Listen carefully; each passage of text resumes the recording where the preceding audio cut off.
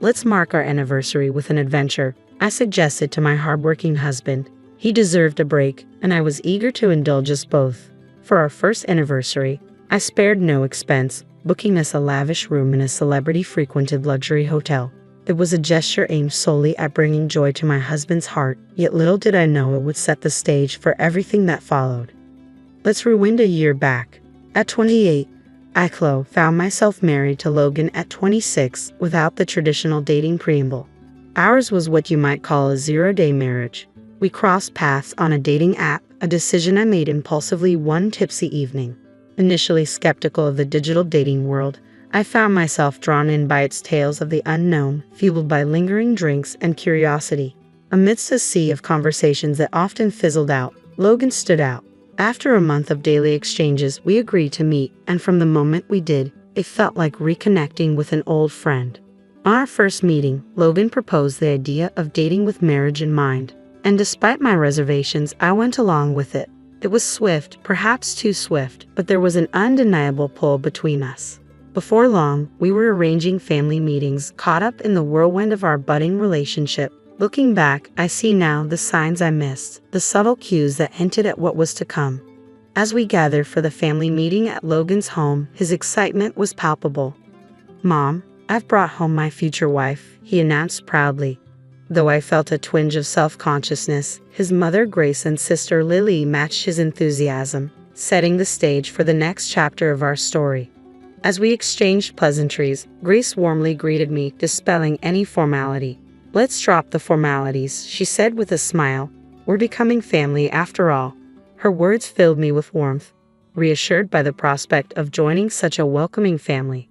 The tension dissolved instantly, replaced by a sense of familiarity that made it seem as though we'd known each other for years. Just as I was basking in the newfound ease, Lily posed an unexpected question. "So, how much do you make a year?" she inquired, her curiosity bordering on intrusive. Logan swiftly intervened, offering an explanation. "I've just started a new job, so it's entry level for me. Cho's been a nurse for 8 years, so she earns about twice as much," he explained, a hint of pride in his voice. Grace's response caught me off guard. "Wow, you're rich. What a fortunate marriage," she exclaimed, patting Logan's shoulder approvingly. Although his modesty belied the situation, I couldn't shake the unease that crept in. The absence of Logan's father for the past 5 years meant they relied on Lily's part-time cleaning job and Grace's pension. Logan contributed from his meager earnings, a fact that seemed to escape the conversation. Then came the question of our living arrangements. "Where will you live?" Grace inquired, her curiosity tinged with expectation. "We have a condo," I replied, admitting I'd bought it last year, never anticipating marriage. Lily's response veered towards surprise and a hint of envy. "You own a condo. Must be nice," she remarked, a subtle suggestion of newfound wealth. I hastened to clarify, emphasizing that I financed it myself and that the mortgage wasn't significantly different from renting. Grace's tone shifted, expressing reliance and a hint of expectation. "We'll be counting on you from now on," she stated, alluding to potential future assistance. The notion of sharing as a family left me unsettled, but I chose to defer the discomfort for another time. With gratitude and a promise to seek guidance, I excused myself, eager to leave the spotlight. Our aversion to being the center of attention led us to forego a grand wedding ceremony, opting instead for a simple paperwork filing, a decision influenced by my demanding job. I rarely wore rings, so opting for a modest one seemed sufficient. There was no grand proposal with an engagement ring, but I accepted that this was the reality of our situation. After tying the knot, we both remained diligent in our work. Taking charge of our finances, I started stashing away funds, gradually building a safety net for our future. However, after 6 months of marriage, I stumbled upon a concerning discovery. $2,000 had vanished from our account. The only plausible culprit was Logan. Confronting him that evening, I questioned the disappearance. "Did you know $2,000 was withdrawn from our bank account?" I demanded, urging him to contact the bank. Initially taken aback, Logan swiftly adopted a defensive stance, brushing off the issue as a mere loan to his mother. Infuriated by his nonchalant attitude, I pressed him further, emphasizing the importance of communication in financial matters. His dismissive response only fueled my frustration, with a sinking suspicion fueled by a previous encounter where his mother boasted of a casino win. I realized the money likely fueled her gambling habits. Up until then, our savings were pooled, but following this incident, I resolved to squirrel away extra funds separately. Despite this rift, I assumed Logan's demeanor would remain unchanged as long as family matters didn't surface. He was diligently employed after all. However, our first wedding anniversary prompted a desire to deviate from our usual frugality and indulge in a bit of extravagance. Excitement bubbled within me as I arrived home, eager to unveil a surprise trip to Logan. However, my anticipation was dampened by the presence of Lily, who had been making frequent appearances lately, a routine that was starting to wear on me. Returning home after a taxing day of work to find her there was becoming a source of stress. In hindsight, the timing couldn't have been worse for sharing the news of our planned getaway. Yet I couldn't contain my enthusiasm about the luxury hotel reservation I had painstakingly secured. Logan's eyes sparkled with delight at the mention of the trip, but it was Lily who reacted most fervently. "Is it that hotel from the TV ads?" she exclaimed incredulously. Her tone carried a hint of envy, which I met with a confident explanation. "Since we've never taken a trip alone, we decided to indulge this time," I asserted, recounting the nerve-wracking experience of securing the booking on the day slots opened. Lily's response dripped with resentment.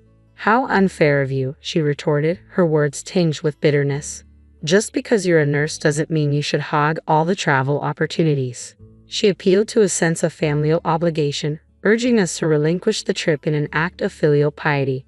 However, I couldn't overlook her penchant for travel despite her claims of financial strain, nor her propensity for fare evasion, a behavior she boasted about shamelessly. Her thinly veiled attempts at manipulation left me resolute in my decision. "Absolutely not," I declared firmly, determined to stand my ground. "We've been saving for this trip, and Logan works tirelessly. We deserve this splurge." Lily's displeasure morphed into a pointed remark directed at Logan, casting aspersions on my character and our marriage. Despite the discord, I remained steadfast in my resolve. There was no way I would forfeit our long-awaited trip to appease Lily's sense of entitlement. I felt a surge of anger as Logan remained silent, his gaze fixed downward. His inability to defend me only fueled my frustration. As Lily departed, her muttered remark casting me as the villain, Logan's puzzled expression mirrored my own disappointment. The excitement surrounding our trip dissipated, replaced by an uncomfortable tension that lingered as we retired for the night in an awkward silence. Normally, a good night's sleep would ease my troubles, but the following day brought an unexpected turn of events. Logan's words struck me like a blow when he suggested going on the trip with his mother and sister instead, excluding me entirely. I was taken aback, vehemently opposed to the idea. I couldn't shake the suspicion that his sudden change of heart stemmed from the late-night texts flooding his phone, likely filled with manipulative words from his family. His accusation of my heartlessness only deepened the divide between us. Marriage, he argued, was about uniting families, not individual desires. Yet I couldn't shake the feeling of being unfairly targeted. Despite our attempts to reason with each other, the conversation devolved into a stalemate, leaving us at an impasse. The disappointment was palpable as what was meant to be a joyous occasion now soared into a source of conflict. Returning home the next day to a tense atmosphere, I found my mother-in-law and sister-in-law waiting for me. With a smug expression, my mother-in-law declared, "Welcome back. We've resolved the trip matter. It's settled. The trip will be for me, my daughter, and my son." Shocked into silence, I turned to Logan for an explanation, though deep down, I doubted any justification could appease my frustration. Logan's response only fueled my disbelief. "It's as my mom said," he explained. "I shared our recent issues with her, and she proposed this solution. I'm going, you're staying. That's final." Outraged by the lack of consideration, I finally lost my temper, demanding an explanation for their irrational decision. But Logan's reply was laced with venomous words, his anger boiling over. He belittled my profession and reduced me to a mere source of income, revealing a side of him I had never seen before. His psychological abuse cut deep, leaving me feeling foolish for the efforts I had invested in our relationship thus far. Witnessing the altercation, my sister-in-law interjected, urging us to make amends and join them on the trip. But the thought of acquiescing to their unreasonable demands was too much to bear. I couldn't tolerate Logan's dependency on his mother and sister any longer. I've reached a point where I realize I don't need to hold on to affection for Logan or his family anymore. My once warm feelings have cooled to the point where it feels like I've been living in a dream. The idea of going on a trip with someone I've grown to dislike so intensely is unbearable. If his family holds such significance for him, then perhaps it's time to end our relationship. Let's proceed with the divorce, just as I suggested. It seems like the only logical solution to this impasse. Logan agrees, albeit with a hint of relief, suggesting we discuss it further after the trip. For now, he insists, the trip must take precedence. Feeling defeated, I reluctantly concede, allowing his family to have their way. When I inform Logan of my decision, he's quick to express his gratitude, assuring me he'll buy me a souvenir and even suggesting I might want some time alone to relax. His cheerful demeanor grates on me, but I've resolved to see this through. Taking matters into my own hands, I arranged for the hotel reservation to be changed to Logan's name and adjust it to accommodate a party of 3. On the day of their departure, I take the day off to see them off, observing their excitement with a mixture of resignation and amusement. Their overly packed suitcases for a one-night trip draw a chuckle from me as they set off. With them gone, I'm left with a newfound sense of purpose. Over the next 2 days, I embark on a life-changing task, relocating all of Logan's belongings to a rented storage unit. As a minimalist, I don't have much to pack up, but the process keeps me busy and focused on the fresh start that lies ahead. With the help of a friend from work, we swiftly complete the task in less than 2 hours. Now, there's no reason for Logan to return. This condo, purchased in my name when I was single, will remain a sanctuary from him. The locksmith I've arranged arrives promptly, ensuring that Logan is permanently barred from entering the premises. Additionally, I've sought legal advice from a lawyer named Mason regarding the divorce proceedings. Armed with audio evidence of the psychological abuse I endured, Mason assures me of a guaranteed victory and offers to represent me. Relieved to have someone else handle the divorce talks, I focus on tying up loose ends. Meanwhile, Logan and his family are under the mistaken impression that the hotel stay is prepaid, unaware that I had only made reservations. As a gesture for our anniversary, I had even arranged for a fancy cake and champagne, intending to surprise him. However, all expenses were to be settled at checkout. As anticipated, my phone buzzes incessantly around checkout time, but I ignore the calls with a sense of satisfaction. I can only imagine their shock when confronted with the hefty bill at the hotel. True to my expectations, I end up in police custody, unable to pay. Washing my hands of the situation, I send the divorce papers and the key to the storage unit containing Logan's belongings to his family home. With Logan and his family out of the picture, my condo returns to its peaceful state. I had prepared for the inevitable contestation of the divorce, with Mason handling everything on my behalf. Despite their financial struggles, Logan's family manages to scrape together enough money to secure their release. However, upon their return, their aggression leads to police intervention. Given the ongoing divorce mediation due to Logan's psychological abuse, he is slapped with a restraining order. Unable to afford a legal battle, his family quickly agrees to the divorce, bringing closure to the tumultuous chapter of my life.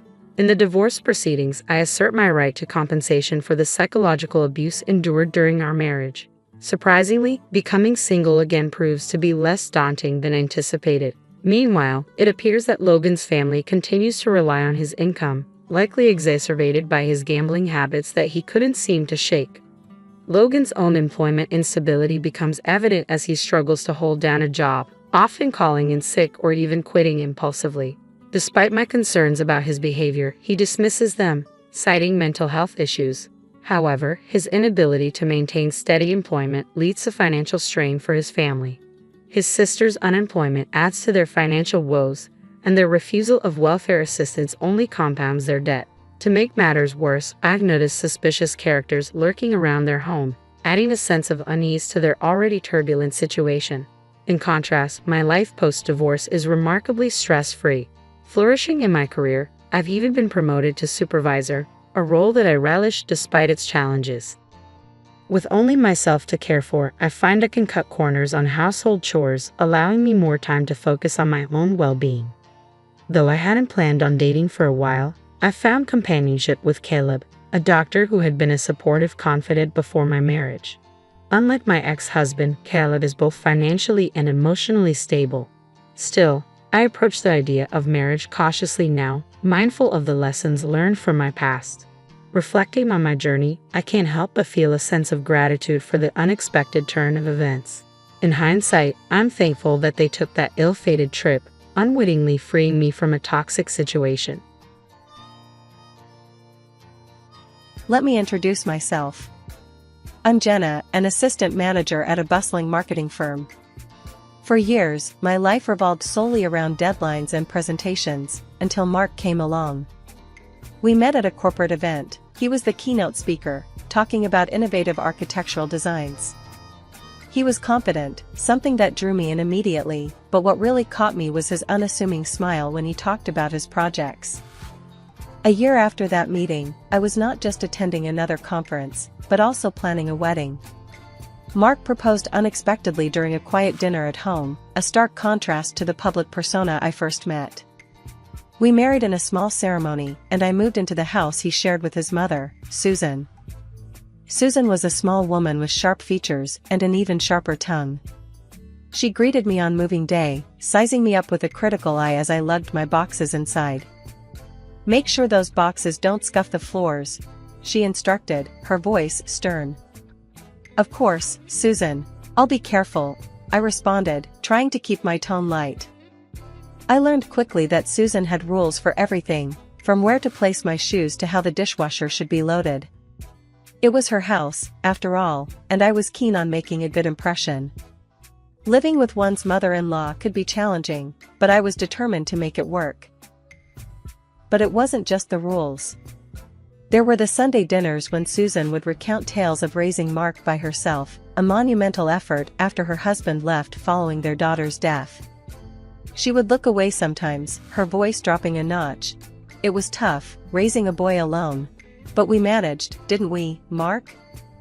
Mark would nod, pass the potatoes, and quickly change the subject. I got the sense that these stories were Susan's way of reminding me of her sacrifices. One particularly chilly evening, as Mark was late from work again, Susan and I found ourselves alone. She was in the kitchen, stirring a pot of her famous beef stew, when I decided to join her, trying to break the ice. "Can I help with anything?" I offered. She glanced over her shoulder, then pointed at the salad. "Dress that. And don't drown it in vinegar like last time." Her words stung a bit, but I kept my smile. "I'll get it right this time." As I mixed the salad, Susan continued her monologue about the past. "Mark was always such a sensitive child. Needed more looking after than most boys. It's good you're here now. Maybe you'll manage better than I did," she said, her words a mix of hope and challenge. Settling into life with Susan and Mark proved to be a complex dance of personal boundaries and shared spaces. The early days were tough, with Susan watching every move I made around the house. But as time wore on, I started finding my rhythm, and oddly enough, it was the moments when Mark was away that brought Susan and I closer. One lazy Saturday afternoon, while Mark was out on one of his frequent business trips, Susan invited me to join her for coffee. The living room was cozy, a stark contrast to the cold formalness Susan usually exuded. "Sit down, Jenna. Coffee's almost ready," she called from the kitchen. "Thanks, Susan," I replied, taking a seat on the plush sofa, trying to make myself comfortable amid the embroidered cushions. Susan sat opposite me, her eyes studying me over the rim of her cup. "Mark tells me you're handling the new project at work," she said, her tone more curious than intrusive. "Yeah, it's a big one. Lots of late nights ahead," I responded, appreciating that she was making an effort to talk about something other than household chores. Susan nodded, then her expression shifted as she seemed to decide on something. "Jenna, I know we've had our, let's say, adjustments. But I want you to know, I'm glad he chose you." Her words took me by surprise. "Thank you, Susan. That means a lot." We sipped our coffee in a more comfortable silence than before, the air between us lighter. "Did Mark ever tell you about his sister?" Susan suddenly asked, setting her mug down. "No, not really," I admitted, curious about the family history Mark rarely mentioned. Susan leaned back, her gaze distant. "It was a hard time, losing her. Changed everything for us." "I can only imagine," I said softly, sensing the pain behind her words.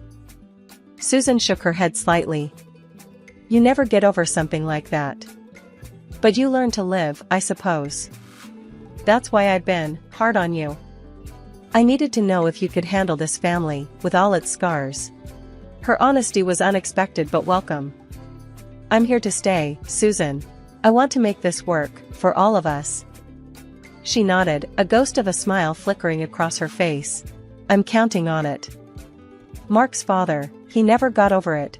Susan continued, looking into her coffee as though it held the past. He blamed me for our little girl's death. Said I should have been more careful, should have done something differently. But there was nothing I could have done, nothing to foresee.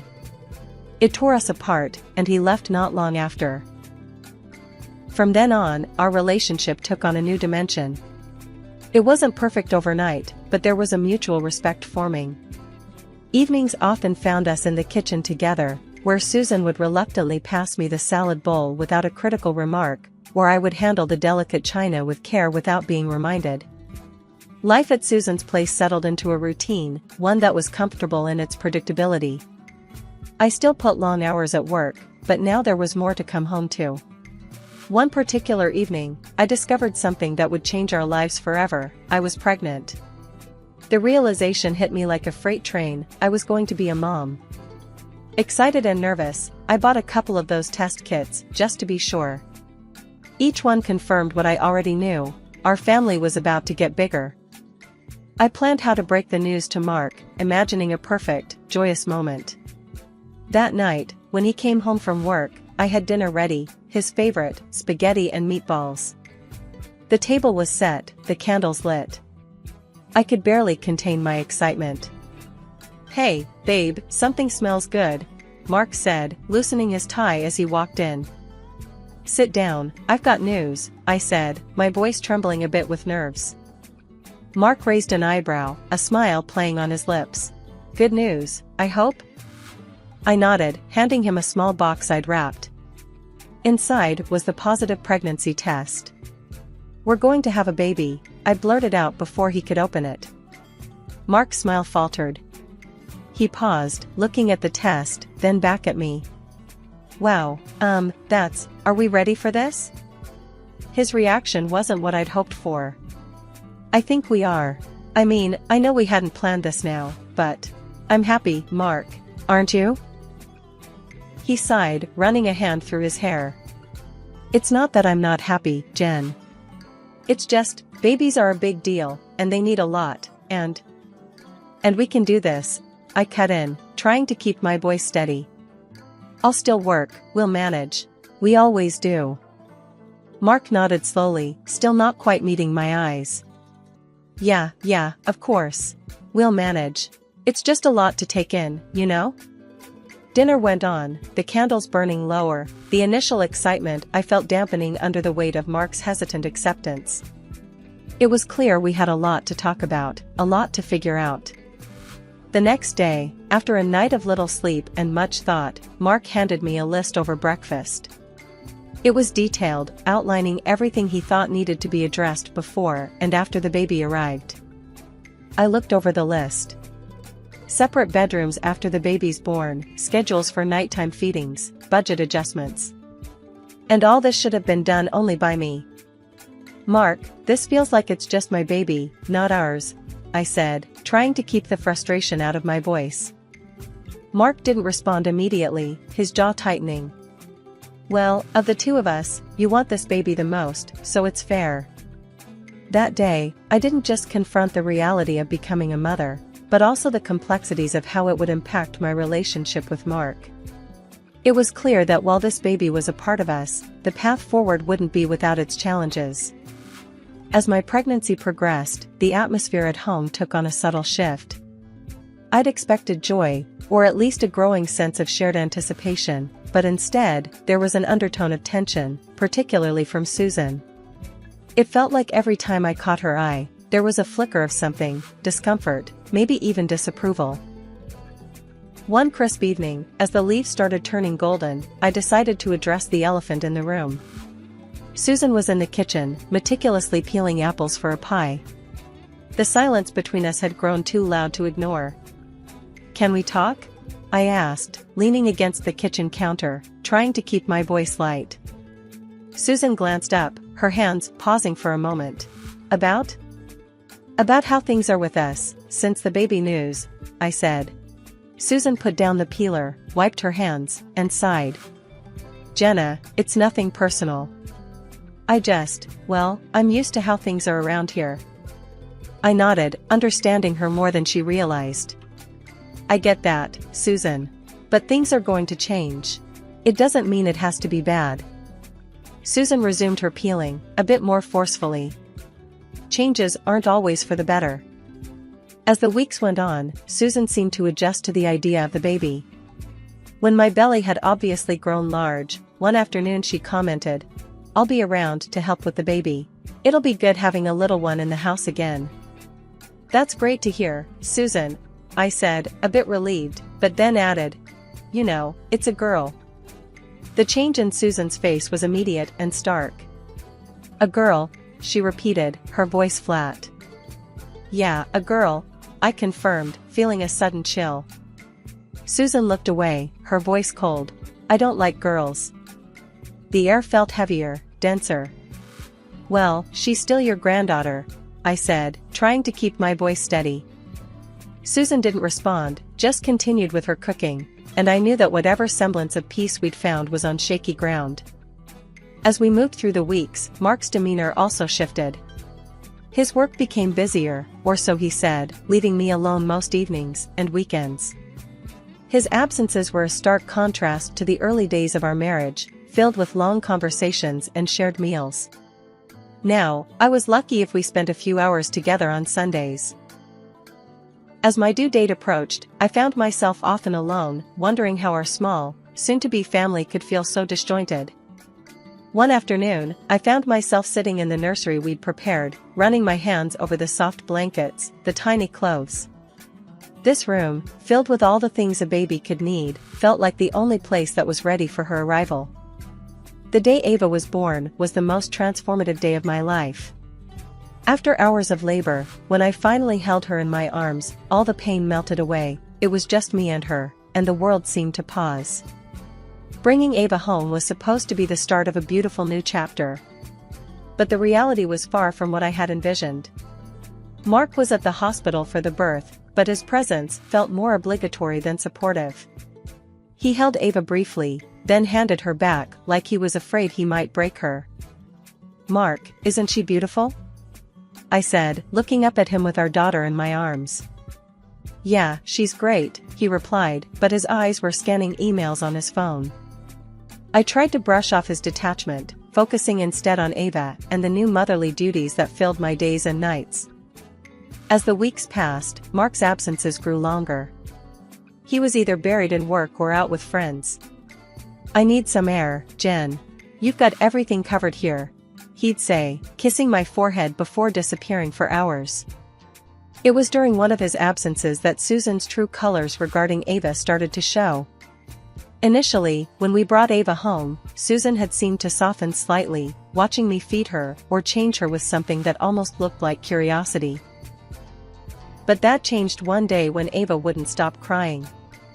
I was rocking her, walking up and down the living room, utterly exhausted. Susan walked in, her expression sour. "Can't you make her stop? All this noise is giving me a headache," she snapped. I was too tired to argue. "I'm trying, Susan. She's just a baby, she doesn't understand." "Well, you need to do something. Maybe take her out for a walk or something. Get her out of the house," Susan suggested, but her tone was far from helpful. As the weeks turned into months, the situation at home grew tense. Ava's colic didn't improve, and with Mark hardly around and Susan's constant remarks, I felt more alone than ever. One particularly tough evening, when Ava had been fussing nonstop and Mark was out again, I reached my breaking point. I called Mark, the sound of Ava's cries echoing in the background as I spoke. "Mark, I need you to come home. Please, I can't do this alone tonight," I pleaded. There was a pause before he responded. "Jen, you know I have a lot on my plate right now. You're doing great with Ava. She'll tire herself out soon." I hung up, feeling a mix of frustration and helplessness. When he finally came home late that night, he found me asleep on the couch, Ava finally quiet in my arms. "Look, Jen, I'm trying here. But you wanted this, remember?" His words cut deep. I looked up at him, too tired to cry. Yes, I wanted Ava. But I wanted us to be a family, Mark. I can't be the only one trying. Mark didn't say anything, just walked off to our bedroom, leaving me alone with my thoughts and a sleeping baby. That morning, my home office was a disaster zone, papers everywhere, and my laptop screen filled with endless data. The deadline for my report was looming large, and stress was my constant companion. Ava, only a few months old, was unusually cranky, adding to the chaos. In desperation, I turned to Mark. "Can you watch Ava for a few hours? I really need to focus." Mark, looking as if he'd rather be anywhere else but here, pulled out a crumpled piece of paper from his pocket and pointed at it. "Remember this? We agreed you'd handle Ava during the day." "I've got my own work, Jenna." I stared at him, feeling a surge of frustration. "It's just for a few hours, Mark.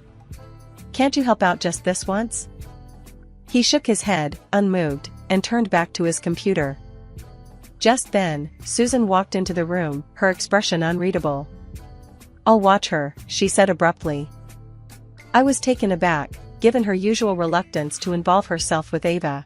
"Are you sure, Susan?" "Yes, go on. Get your work done." Grateful despite my reservations, I grabbed my things and headed to the office. The quiet there was a stark contrast to the tension at home. I buried myself in work, my mind only half on the financial analyses and forecasts. Hours later, drained from the mental exertion, I returned home. The house was silent. Too silent. In the living room, I found Susan watching TV, seemingly at ease. "Where's Ava?" I asked, trying to keep my voice calm. "She's been sleeping quietly in her crib," Susan replied without turning to look at me. Surprised and relieved, I tiptoed to the nursery. There she was, Ava, looking peaceful in a way that she hadn't for days. It was a relief, but a part of me stirred with unease. She usually never slept this long without waking. I went back to my home office to catch up on more work, but as the night wore on, a nagging worry grew. Ava hadn't woken for her feeding, hadn't made a sound. Something wasn't right. Rushing back to the nursery, I reached for Ava, gently shaking her shoulder. "Ava, sweetie, wake up," I whispered. No response. Panic clawed at me. I scooped her up, feeling her too still, too quiet. "Ava!" I cried louder, hoping for any sign of awakening. Nothing. Mark heard the commotion and appeared at the door, annoyance etched on his face. "What's the problem?" "She's sleeping, isn't that what you wanted?" "She's not waking up, Mark. Something's wrong." My voice was sharp with fear. Susan came in behind him, her face set in a frown. "Stop being dramatic, Jenna. You're just overreacting." I held Ava closer, and that's when I smelled it, a faint but distinct odor of alcohol. "She smells like alcohol."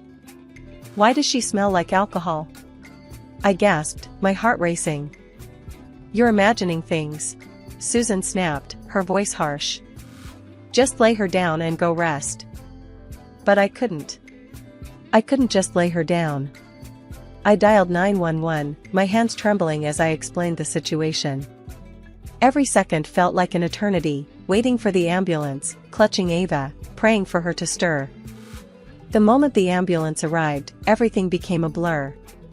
The paramedics rushed into our home, and even Mark and Susan finally emerged from their rooms, their expressions unreadable.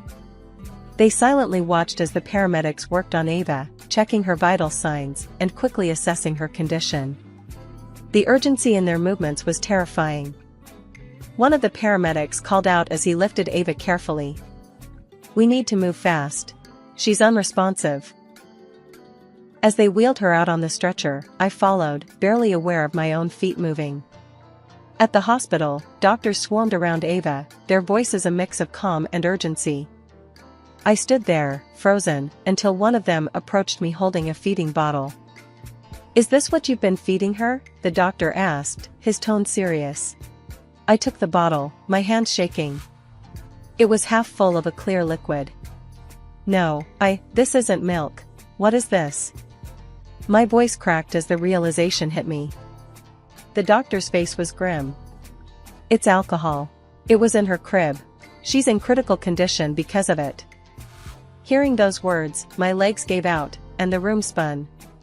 The next thing I knew, I was waking up in a hospital bed, a nurse hovering over me. "Where's Ava? How's my daughter?"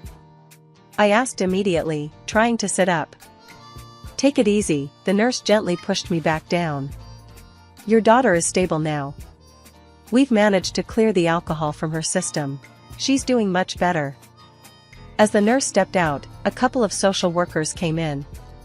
Their expressions were somber as they introduced themselves. "We've been informed about the situation," one of them started. "It appears your mother-in-law was responsible for giving your daughter alcohol. She told us it was to help her sleep and not be a disturbance." I felt sick. The reality of Susan's actions was horrifying. She did this, on purpose? Yes, she admitted to diluting cognac and giving it to Ava. "We've already contacted the police. They're handling it from here," the other social worker added. As they spoke, memories flooded back, the story Susan had told about her past, her daughter's tragic death. It hit me then, a chilling thought. Could this be how her own daughter died? "She always said her husband blamed her for their daughter's death," I muttered, half to myself. The social workers exchanged a look. "We'll make sure to mention this to the police. It could be relevant to their investigation." After they left, I lay back, exhausted and overwhelmed. My mind raced with what needed to be done next. It wasn't just about recovering from this nightmare, it was about protecting Ava from ever experiencing anything like this again. When Mark came to visit, his face pale, he looked like he was about to speak, but I cut him off. "How could you not see what was happening? She was under the same roof as us, Mark." I didn't know," he stammered, looking away. "I'm sorry. I should have been there more. I should have seen." "Sorry isn't enough, Mark, I want to get a divorce," I said firmly, my resolve hardening. It was about taking action, making sure our daughter never had to suffer like this again. After everything that happened, going back to the house I once shared with Mark was out of the question. Ava and I moved in with my parents for a while as I sorted things out. During that time, I filed for divorce. It was a tough decision, but necessary for our well-being. The court proceedings were draining. In the end, Susan was sentenced to a short term in prison. They could not prove Susan's guilt in her daughter's death, and had to pay a hefty financial compensation. Mark was ordered to pay child support. It wasn't about the money, though, it was about ensuring Ava's future was secure. A few months later, I bought an apartment. It was small, but it was ours, a sanctuary for Ava and me. We decorated it with bright colors and filled it with laughter and new memories. It was during this time of rebuilding our lives that I received an unexpected visitor. Mark's father, Greg, came by one afternoon. I hadn't seen much of him over the years, but he was always kind and had a gentle manner. His visit was a surprise, and honestly, a bit unsettling at first. "Jenna, I hope it's alright that I stopped by," he started, his hat in his hands, a nervous habit. "Of course, Greg. It's good to see you," I said, leading him into the living room. "Would you like some coffee?" As I brewed the coffee, Greg's purpose for visiting became clear. He wasn't just here to exchange pleasantries. "Jenna, there's something important I need to tell you," he said, his voice heavy with seriousness. "Susan, she did the same thing to her that she did to Ava. I've always suspected it, but I couldn't prove anything." His confession stunned me. The patterns of the past mirroring the present were chilling. Greg's next words were unexpected. "I've decided to bequeath my estate to Ava. She deserves a secure future, one that's not overshadowed by the mistakes of her grandmother." I was taken aback by his generosity. Greg, that's incredibly kind of you. Ava is lucky to have you. As Ava toddled into the room a few moments later, Greg's face lit up with a joy that was pure and heartfelt. Watching them together, I felt a sense of peace. Despite the turmoil, here was a bond that remained unbroken, a connection that could bring healing. With Greg's support and the new life Ava and I were building, the future looked brighter. I continued to work from home, balancing my career with being a full-time mom. Each day was filled with small achievements and large milestones, and I cherished them all. My name's Erica. Grew up poor, which meant you either got tough or got left behind. My family wasn't much, just me, Ma, and Pa. We scraped by in a cramped house, the walls thin as paper. Early on, Ma put a needle in my hand, saying, "Stitch your own path, girl." And so I did. School was just the place I waited till I could get back to sewing. Teachers talked about math and history, but my mind was on fabrics and patterns. By 15, I was mending jeans and jackets for folks in the neighborhood. Life took a real turn when I met Tom. He was the cousin of my best bud, Sarah. I remember that day clear as crystal. We were at Sarah's family barbecue, and he was there, flipping burgers and laughing loud enough to scare the birds. "Hey, Erica." Sarah waved me over, a big grin on her face. "Come meet my cousin, Tom. He's been dying to meet the girl who fixed his favorite jacket." Tom wiped his hands on his apron and reached out. "That was you? Hell, you saved my life with that fix." I laughed, brushing a loose strand of hair from my face. "It was just a few stitches." "A few stitches," she says. Tom chuckled, giving me a look like I just pulled a rabbit out of a hat. "You're too modest, Erica." We hit it off straight away. He was easygoing, the kind of guy who'd give you the shirt off his back and make a joke while doing it. The more we talked, the more I liked him. He was genuine, a rare thing in this world. Tom was a truck driver, always on the road. Said it was lonely sometimes, watching the world through a windshield with no one to share the view. "It's just me and the long haul, but I'd love someone to come back to," he admitted one evening, the sunset making shadows dance on his face. Tom was the kind of man who never said no, especially to his family. He'd often joke about it, saying how his big sister Linda got everything she ever wanted from him. "She's got me wrapped around her finger, but don't you worry, Erica. I've got plenty of yes left for you." I'd roll my eyes and jab back, "Better save the best ones for me, Tom." He'd laugh and pull me close, and in those moments, I knew we were right for each other. He was kind and a pushover for sure, but me? I was the punchy one, and together, we balanced out just right. Love hit fast, and we married just as quickly. It felt right, like stepping into a story that was meant just for us. Life with Tom was never dull, even when the road took him away more often than I liked. He was out there driving his truck, traversing from one city to another, while I kept the home fires burning and the sewing machine humming. You could say I had become quite the thrifty one over the years. Every penny from my sewing gigs went straight into a jar, and before we knew it, there was $20,000 saved up. It wasn't just pocket change, it was our ticket to something bigger. One evening, Tom rolled in, tired but happy to be home. I was stitching up a storm in the corner of our living room turned makeshift studio. The hum of the machine paused as I made my pitch. "Tom, what if we stop just making ends meet and start planning to get ahead? I've been saving up. We've got enough to put down on a new truck." Tom, who was halfway through a sandwich, stopped and looked up. "You serious, Erica? That's a lot of dough. You've been stashing away that much?" "Yeah, and it's just sitting there. Imagine if you could run your own gigs, choose your routes. We could pay off the lease with the extra jobs you take." He set his sandwich down, wiping his hands on his jeans, his brain ticking over. Could work.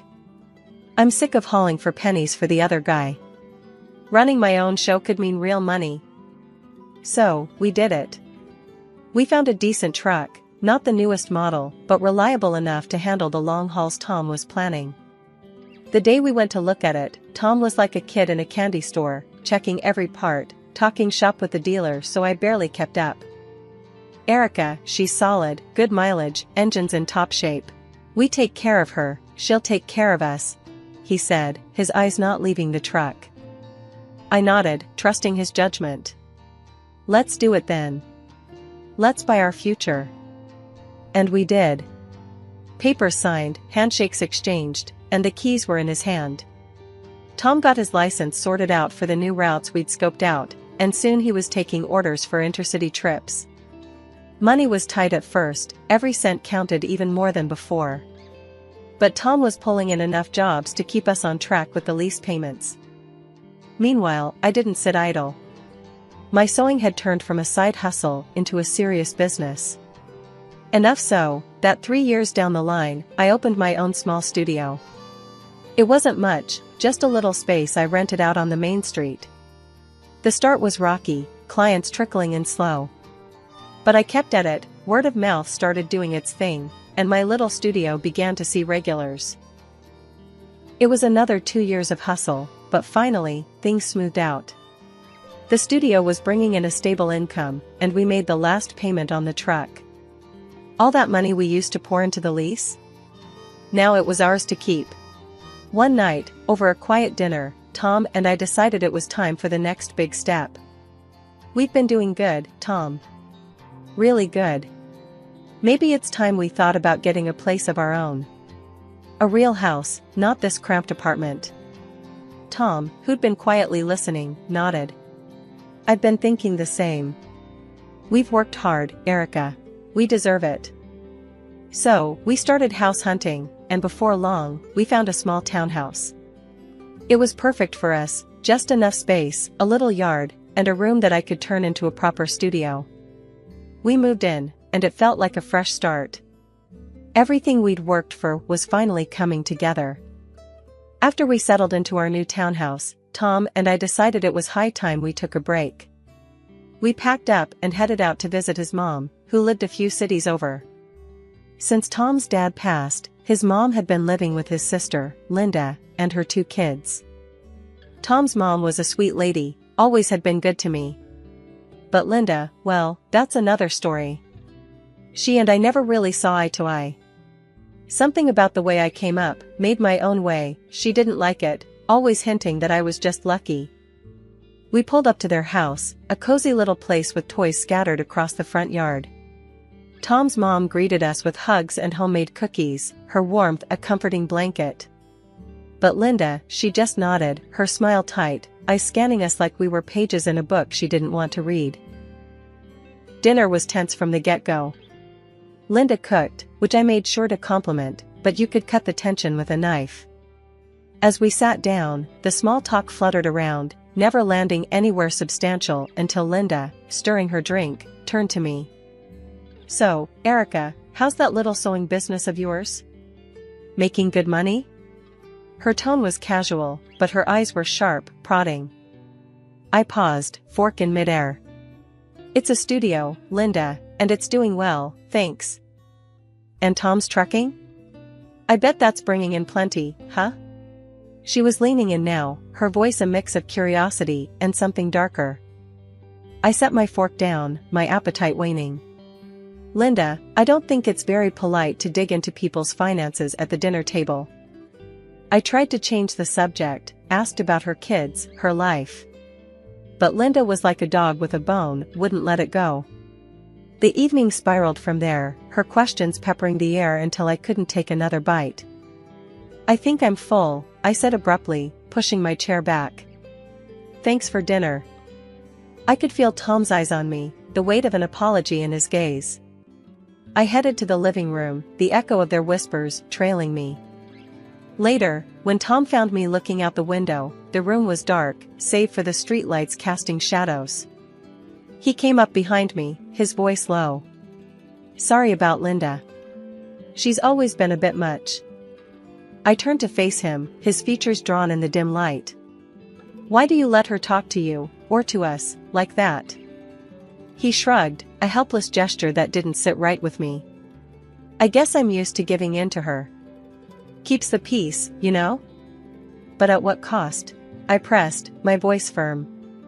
She walks all over you because she knows she can. And now me? Tom ran a hand through his hair, the lines of his face deepening. I know. It's just complicated. She's been having a hard time since Dad passed, and Mom relies on me to not stir things up. I sighed, stepping closer. I get it, Tom, but it's not right. You can't let her push us around, make us uncomfortable in our own family. Where does it end? The next dinner was just as stressful. I tried to make conversation about benign things, hoping to keep the evening light, but Linda had other plans. She wasted no time, diving straight into dangerous waters.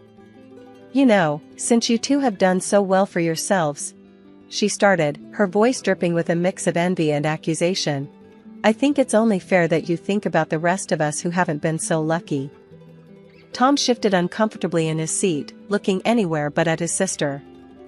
I clenched my fork a little tighter, feeling the calm before the storm. Linda continued, undeterred by our silence. In fact, I think it's only right if you two give up your claim on Mom's property. After all, you don't need it. I do. I was stunned. Discussing inheritance in front of Tom's mother, who was very much alive and sitting right there, was beyond inappropriate. It was disrespectful. Linda, I can't believe you're bringing this up now, I said, my voice low and steady. It's Mom's decision, not ours or yours. But Linda plowed ahead, her voice rising. Oh, come on, Erica. You don't need the money. You don't need the house. I'm here with 2 kids, trying to make ends meet. It should be mine. I need it more than you do. Tom looked like he wanted to sink into the floor. He hated confrontation, especially with his sister, but even he looked like he might speak up this time. Before he could, however, his mom intervened. That's enough, Linda, she said, her voice firm, leaving no room for argument. I've already discussed this with my lawyer. The house will go to you and the children, and the money I've saved will go to Tom. That's final. Linda's face turned a shade of red I hadn't seen before. But the house is old. And Erica doesn't need the money, they make plenty. Tom's mom fixed a stern gaze on her daughter. The house being old doesn't change my decision, and it's not your place to comment on Erica's finances. What you need to do is stop counting on others and maybe get a job to support your children. Silence fell like a heavy curtain. Linda, mouth snapped shut and cheeks burning, didn't utter another word. Dinner ended quietly, and the rest of the evening passed with minimal interaction. The remainder of the week, I spent a lot of time with Tom's mom. The day we were leaving, she pulled me aside, handing me a small, ornate box. This has been in the family for years, she said, her eyes locking onto mine. It's filled with coins from different countries. I've added to it over the years. I want you to have it, to remember me by. I was touched, unsure what to say. Thank you, I will cherish it. Study them when I'm gone, she added, a hint of mystery in her tone. There's more to them than meets the eye. We hugged, a long, tight embrace that said everything words couldn't. It had been a month since our last, somewhat strained, visit to see Tom's mom.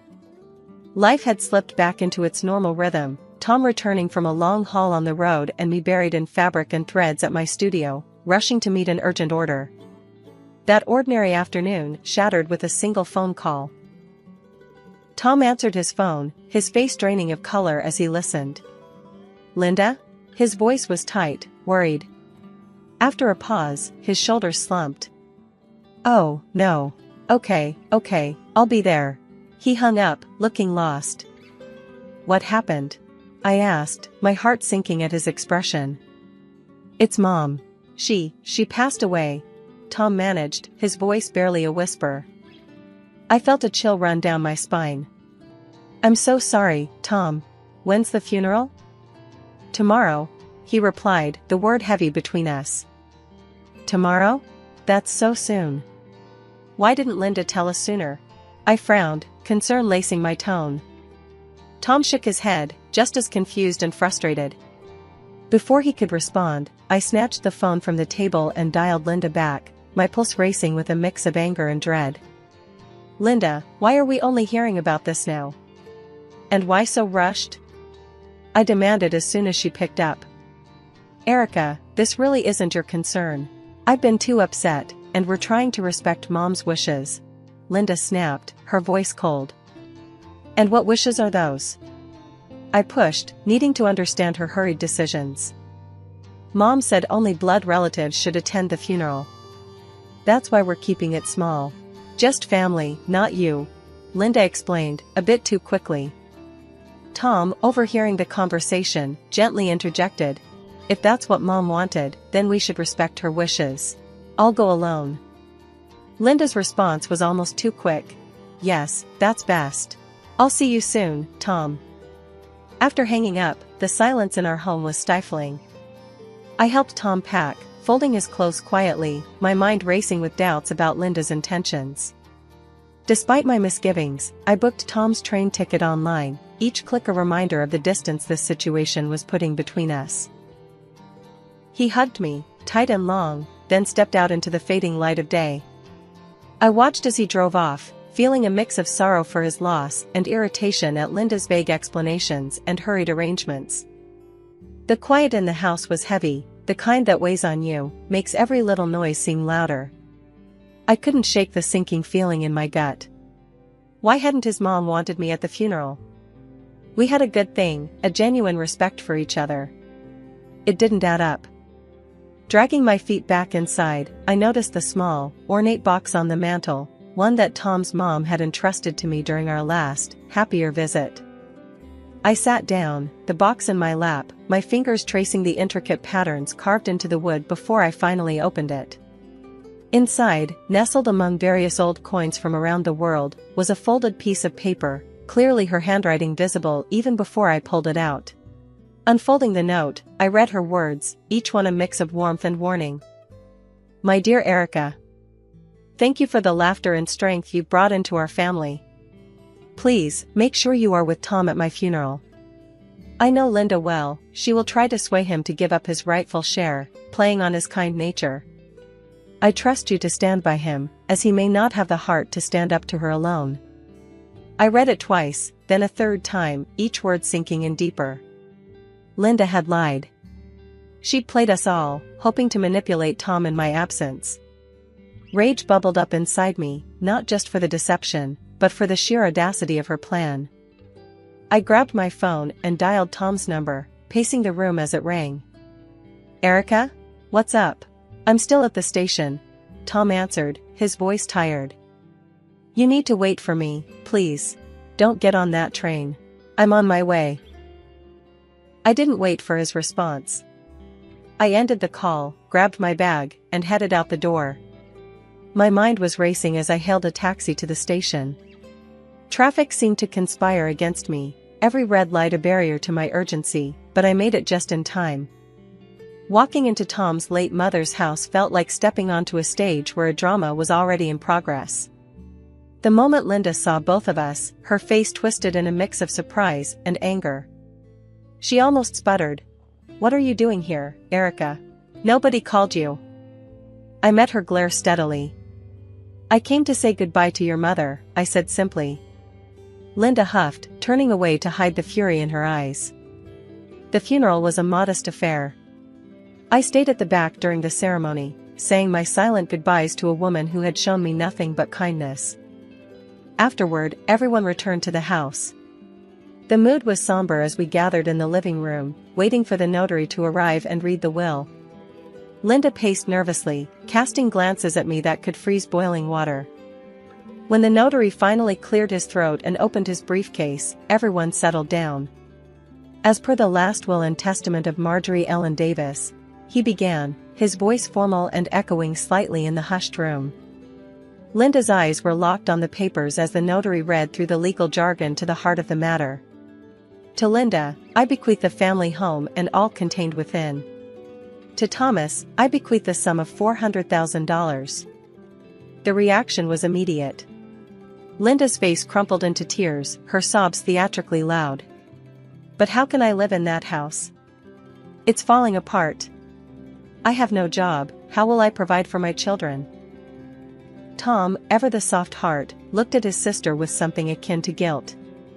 His eyes met mine, filled with a turmoil that said he was torn by his sister's pleas. The notary, unfazed by the display, asked if there were any questions.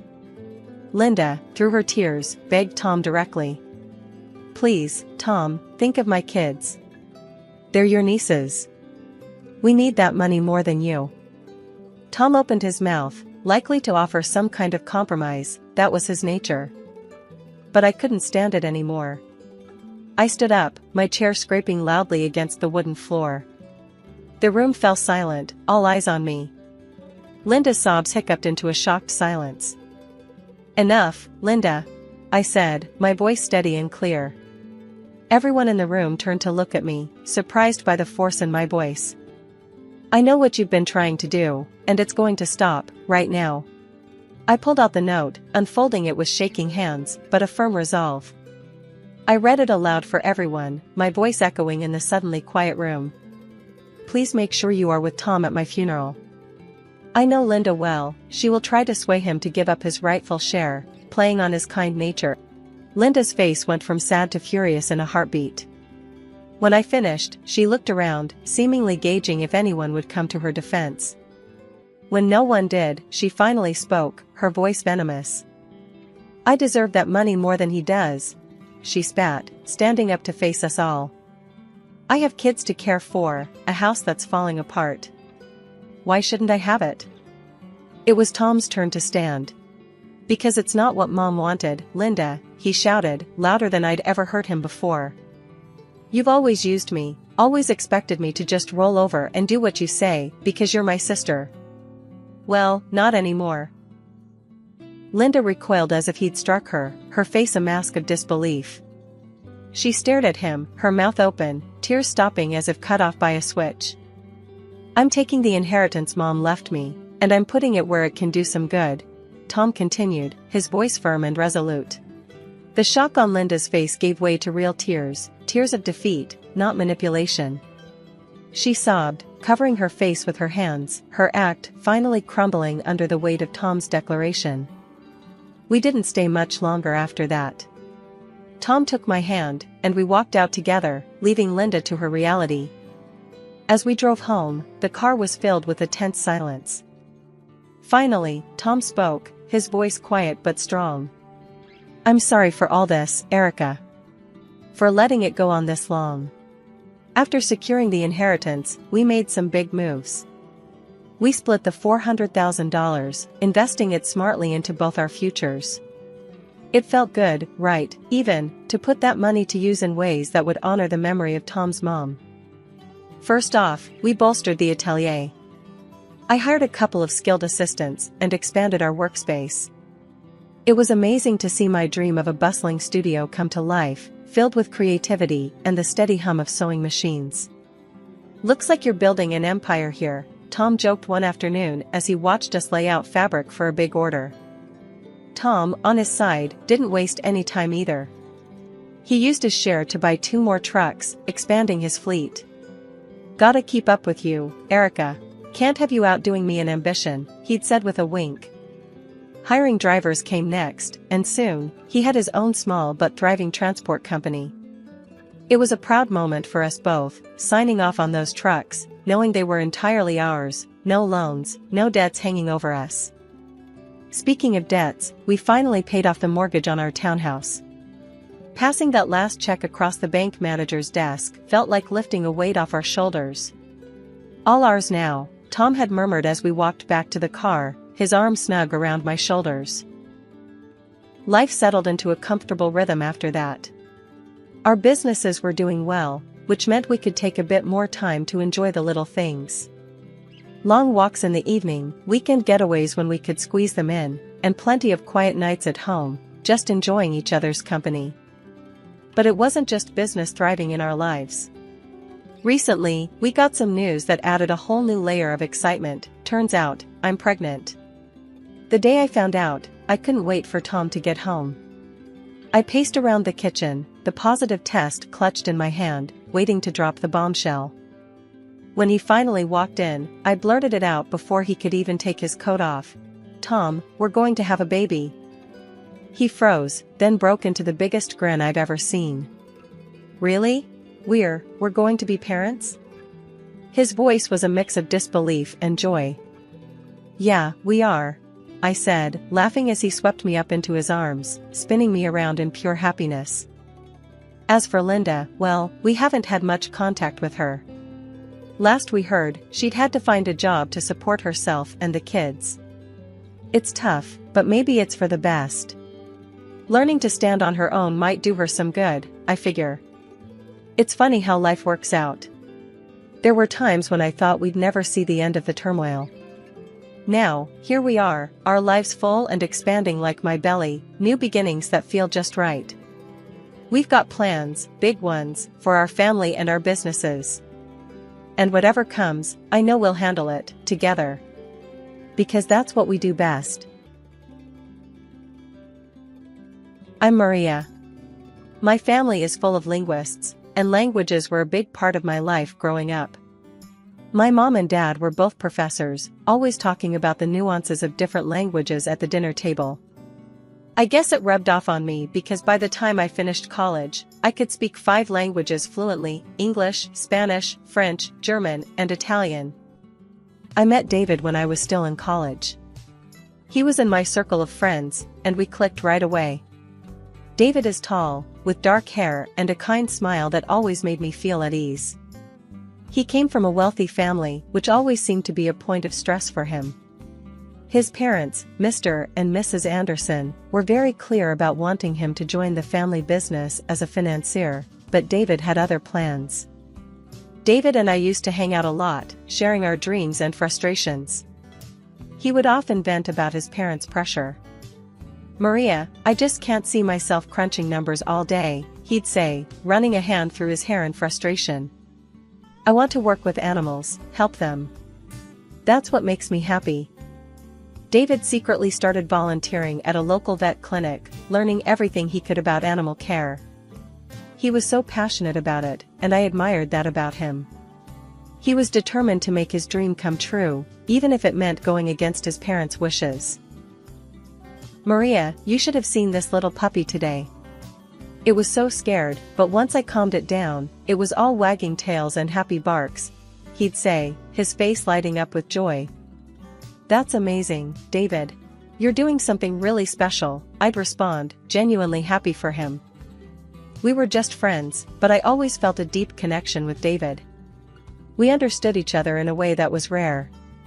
I loved languages, and he loved animals, but we both shared a passion for following our dreams. As graduation approached, David's parents intensified their pressure, and he became more conflicted. But through it all, we supported each other. We'd often meet up to vent and encourage one another. "You've got this, David," I'd say, giving him a reassuring smile. "You're going to be an amazing vet someday. And you, Maria, are going to be the best translator out there," he'd reply with a grin. It was a typical Friday night, and our group of friends decided to have a little get-together. We gathered at John's place, a cozy apartment that was perfect for our small party. There was a good amount of wine, some snacks, and lots of laughter. David and I were there, as usual, sharing stories and enjoying each other's company. "Maria, you've got to try this wine," David said, handing me a glass. "It's from a vineyard in France, supposed to be really good." "All right, but only if you promise not to let me get too tipsy," I replied with a grin, taking the glass from him. We talked for hours, our conversation flowing effortlessly. It felt different that night, more intimate, like we were seeing each other in a new light. As the party started to wind down, we found ourselves sitting on the couch, a little apart from the rest of the group. "Maria, do you ever think about what it would be like if we were more than friends?" David asked suddenly, his voice soft but serious. I was taken aback by his question, my heart pounding in my chest. I've thought about it, David," I admitted, my voice barely above a whisper. Before I knew it, we were leaning in, and then our lips met in a gentle kiss. It was electric, like something out of a movie. We pulled back, staring at each other in shock and wonder. "Wow," David said, his voice shaky. "I didn't expect that." "Me neither," I replied, feeling a blush creep up my cheeks. "But I'm not complaining." We sat there for a moment, the air between us charged with a new kind of tension. It was like the room around us faded away, leaving just the two of us in our own little world. "Do you want to get out of here?" David asked, his eyes never leaving mine. I nodded, not trusting myself to speak. We quietly slipped out of the apartment, hand in hand, and made our way to his place. The walk there was filled with nervous laughter and stolen glances, both of us trying to process what had just happened. We went inside, and the next few hours were a blur of kisses, laughter, and whispered confessions. It was like we were finally allowing ourselves to feel what we had been holding back for so long. Everything felt right, like we were exactly where we were supposed to be. The next morning, I woke up in David's arms, feeling a mix of happiness and nervousness. I gently nudged him awake, needing to talk about what had happened. "David, wake up," I whispered, shaking his shoulder gently. He stirred, opening his eyes, and giving me a sleepy smile. "Good morning, beautiful," he said, his voice rough with sleep. "Morning," I replied, feeling my cheeks heat up. "We need to talk about last night." After that romantic night, David and I decided we didn't want to wait any longer. We wanted to get married. We were so sure of our love, but we knew his parents might be a hurdle. When we told them, Mr. and Mrs. Anderson weren't thrilled. They had known me for years as David's friend, but as his wife? That was a different story. They didn't like that I wasn't from a wealthy family. Still, they agreed to our wedding but insisted on a prenuptial agreement. They wanted to make sure I wouldn't claim any of David's money. "You'll need to sign this prenup, Maria," Mr. Anderson said, handing me the documents. "It's just to protect the family assets." I glanced at David, who nodded reassuringly. "I understand," I said, taking the papers. Despite the cold reception, they allowed us to live in David's late grandmother's apartment. It was a beautiful place in the city center, with windows overlooking the square. The apartment was elite and expensive, with excellent repairs and new furniture. It felt like a fresh start. After the wedding, we moved in, but Mr. Anderson made it clear that one room, filled with his mother's belongings, was off limits. "Those items are priceless to me, Maria," he said sternly, handing me the key. "You are not to enter that room." I nodded, understanding the gravity of his words. "I won't, Mr. Anderson. I promise." With that, David and I began our new life together, ready to face whatever challenges came our way. Living with David was like a dream at first. We were so happy in our new place, but soon enough, that bliss got a serious jolt thanks to his sister, Laura. Laura started dropping by unannounced, making herself right at home. One Saturday morning, just as I was getting ready to enjoy a peaceful breakfast, she showed up. "Hey Maria," Laura said, strolling into the kitchen without even knocking. "What's for breakfast?" I forced a smile, trying to keep my annoyance in check. "Good morning, Laura. I was just about to make some eggs." "Make enough for me too, will you?" she said, plopping down at the table and scrolling through her phone like she owned the place. I took a deep breath and started cooking, reminding myself to stay calm. David walked in, looking a bit surprised to see his sister. "Laura, didn't know you were coming over," he said, raising an eyebrow. "Yeah, thought I'd surprise you guys," she said with a smirk. "This place is amazing. I could get used to hanging out here more often." As days went by, Laura's visits became more frequent and more invasive. She'd stay over without asking, and every morning it was the same thing. She'd demand breakfast, criticize my cooking, and make snide comments about me living in her grandmother's apartment. "Maria, you should really learn how to cook better," she said one morning, pushing her plate away. "You're living here on borrowed time, you know." That was the last straw. I clenched my fists and looked her straight in the eye. "Laura, you can't just come here and disrespect me in my own home." She scoffed, rolling her eyes. "Your home? This is my family's apartment, Maria. You're just here because my parents are too nice to kick you out. David had enough. He walked over and stood next to me, glaring at Laura. Laura, you need to show Maria some respect. She's my wife, and this is her home too. Laura's face twisted in anger. Of course you'd take her side.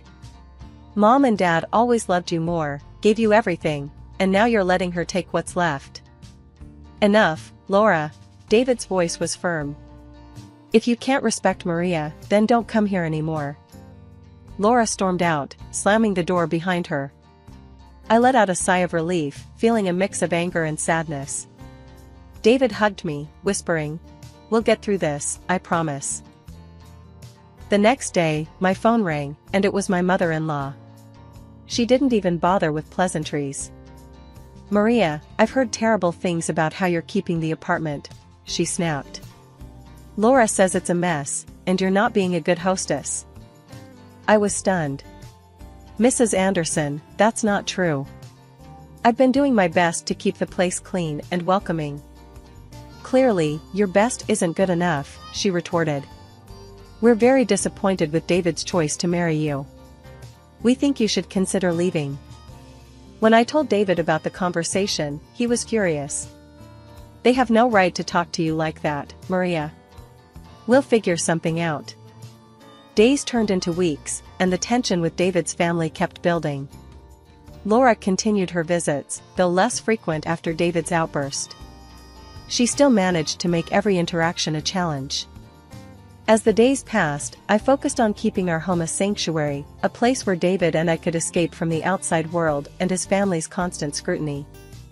We knew we had to stick together and stay strong, no matter what challenges came our way. David worked for his father's company, but I was having a hard time finding a job as a translator. I went for interviews, but the jobs offered were way below my skills and pay expectations. One evening, I was home alone, feeling a bit down about another unsuccessful interview. I was just about to get comfortable when I heard the door unlock. I wasn't expecting anyone, so my heart jumped into my throat. In walked David's parents, Mr. and Mrs. Anderson, without so much as a knock. They just strolled in, acting like they owned the place, which technically, they did. "What are you doing here?" I asked, trying to hide my annoyance and shock. "You could have at least called." Mrs. Anderson looked around, her face twisted in disdain. "We don't need to call, before coming into our own apartment." "What if I was naked?" I shot back. "You can't just barge in like this." Mr. Anderson ignored me, looking around with a critical eye. "We've decided to install surveillance cameras to make sure you're keeping it in order." I couldn't believe what I was hearing. "Cameras? You're kidding, right? This is our home, not a prison." Just then, David came home, looking tired but quickly realizing something was wrong. "What's going on?" he asked, glancing between me and his parents. "We're installing cameras," his father declared. "To keep an eye on how things are being maintained here." David's face turned red with anger. "This is ridiculous. You can't do that." "Yes, we can," Mr. Anderson snapped. "You owe everything to us. You should be grateful and keep quiet." Mrs. Anderson turned to me, her eyes cold. "You're a gold digger, Maria. You don't even have a job. You're just living off my son's money." That was the final straw. I looked straight at David and said, "I can't do this anymore. I want a divorce. I'm leaving." David's eyes widened in shock, but then he nodded. "If you leave, I'm going with you," he said, his voice steady. Mr. Anderson's face turned even redder. "If you walk out, you're cut off. No inheritance, no support." Mrs. Anderson added, "We'll move Laura in here for better control." That's when I had an idea. I winked at David and whispered, "Trust me, play along." David gave a slight nod. "All right, we'll get a divorce," he said, turning to his parents. They looked pleased with themselves. "Good," Mr. Anderson said. "We'll install the cameras and give Maria a month to find another place." Mrs. Anderson smirked. "You're doing the right thing, David. We'll have Laura move in next week." After David's parents left, he turned to me with a confused look. "Maria, why did you agree to a divorce and ask me to play along?" he asked, his eyes full of worry. I gave him a reassuring smile. "Just trust me, David. Do what I ask, and it'll all make sense soon." He sighed but nodded. "All right, I trust you." We hugged, and I could feel the tension in his shoulders ease a bit. A week later, David had to go on a business trip to Hong Kong for his father's company. As soon as David flew out, Laura and her boyfriend Rick showed up, just as his parents had promised. "Hey, Maria," Laura said with a smirk, walking in without knocking. "We're moving in to keep an eye on the place. You know, since you'll be leaving soon." I forced a smile. "Welcome, Laura, Rick. Just one thing, don't go into the locked room or touch anything there, okay?" Laura's eyes lit up with curiosity. "Why not? What's in there?" "Just family stuff," I said, trying to sound casual. She made a sly face and nodded. "Sure, we won't touch it." For the next week, I tried to get along with them, but it was tough. They treated the place like a party house, spending David's father's money and having a blast. Every night was the same: drinking, loud music, and their constant attempts to put me down. Laura spent a lot of time near the locked room, smoking and clearly itching to get inside. She tried to act casual, but I could see the curiosity eating at her. Every time she made a move toward the door, I was there, making sure she couldn't sneak in. A week later, I decided it was time to put my plan into action. I walked into the living room where Laura and Rick were lounging. "Hey, I'm going to visit a friend for a few days," I said, grabbing my coat. "I'll come back later for my things." Laura's eyes sparkled with glee. "Really? That's great. Have fun." I nodded, keeping my face neutral. "Thanks. Just remember, don't go into the locked room." Yeah, we got it," Laura said, practically shooing me out the door. I left the apartment and checked into a nearby hotel, finally able to breathe a sigh of relief. I knew Laura's curiosity would get the better of her, and she'd try to get into that room the moment I was gone. Settling into my hotel room, I felt a strange mix of anxiety and satisfaction. I knew the next few days would be critical, but I was ready for whatever came next. David trusted me, and I was determined to see this through, no matter what. The morning after I left the apartment, I got a video call from Laura. I answered it, not sure what to expect, but ready for anything. Laura's face popped up on the screen, looking way too pleased with herself. She was standing in the middle of the now empty locked room, grinning like a cat that caught the canary. "Hey Maria, guess what?" she said, her voice dripping with smugness. "I broke the lock and threw all your crap out. Oh, and I changed the locks on the front door. Good luck getting back in now."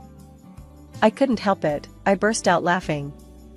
Laura's smug expression faltered, confusion replacing her glee. "What's so damn funny?" she snapped. I wiped a tear from my eye, still chuckling. "Laura, you clueless fool. I took all my stuff with me. That room wasn't mine. It was packed with your dad's things. He specifically told me not to touch any of it." Her face turned ghostly white. "What? No, you're lying." "Nope," I said, smirking. "Those were your dad's precious belongings. He made it clear they were off limits." Laura's eyes widened in horror. She turned to Rick, who was lounging in the background. "Rick, you moron. We've got to get those things back from the trash, now." Rick jumped up, looking panicked. "What do you mean? We tossed everything last night. It's probably all gone by now." I watched the chaos unfold, feeling a deep sense of satisfaction. "Laura, maybe start thinking about what your dad will do when he finds out you trashed his stuff." Laura's face crumpled, and she began to cry, her shoulders shaking with sobs. "This can't be happening. We're so screwed." I couldn't hide my satisfaction as I watched her meltdown. Well, Laura, maybe next time you'll listen to people when they warn you. With that, I ended the video call, feeling a wave of relief and triumph. Finally, karma had caught up with Laura, and it was a sight to see. I leaned back in my hotel chair, savoring the moment. It felt good to see her get a taste of her own medicine. After David got back from his business trip, he came straight to my hotel. We decided to head back to the apartment together, hoping to finally sort out the mess Laura had caused. As we arrived at the apartment, we were greeted by flashing lights and police officers.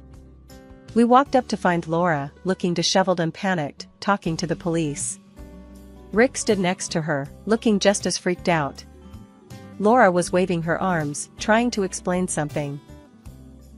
"It was a break-in," she was saying, her voice shaky. "All the valuable stuff from the locked room was stolen." Just then, Mr. Anderson pulled up, his face a mask of fury and concern. He stormed over to the police, demanding to know what was going on. "What's all this about a robbery?" he barked. One of the officers turned to him. "Sir, the young lady here claims the apartment was broken into and items were stolen from a locked room." Mr. Anderson's eyes narrowed. "We need to check the surveillance footage. There are cameras installed in the apartment." Laura and Rick turned pale at the mention of cameras. They exchanged panicked glances, clearly realizing the trap they had walked into. The officer nodded. "All right, let's take a look at that footage." We all went up to the apartment, and Mr. Anderson quickly accessed the camera system. As the footage played, it showed Laura and Rick breaking into the locked room and throwing out all the items. A heavy silence fell over the room as everyone watched the damning evidence. Laura's face was a picture of horror, and Rick looked like he was about to faint. Mr. Anderson's face turned a dangerous shade of red. "Laura, what the hell have you done?" he roared. Laura started to cry, her voice shaking. "Dad, I'm sorry. I thought these were Maria's things. We didn't know what else to do. You lied to the police. You tried to stage a robbery to cover up your stupidity." Mr. Anderson exploded. "I can't believe this." The police officer cleared his throat, looking stern. "Ma'am, you've made a false report. That's a serious offense." Mr. Anderson shook his head, his voice trembling with rage. "Because of your actions and this deceit, I renounce you, Laura. You're disinherited. You are no longer my daughter." Laura collapsed to the floor, sobbing uncontrollably. "Dad, no. Please don't do this." The officer nodded to his partner, and they started filling out a report. "We'll need to take you both in for questioning about this false report." Rick's face went white.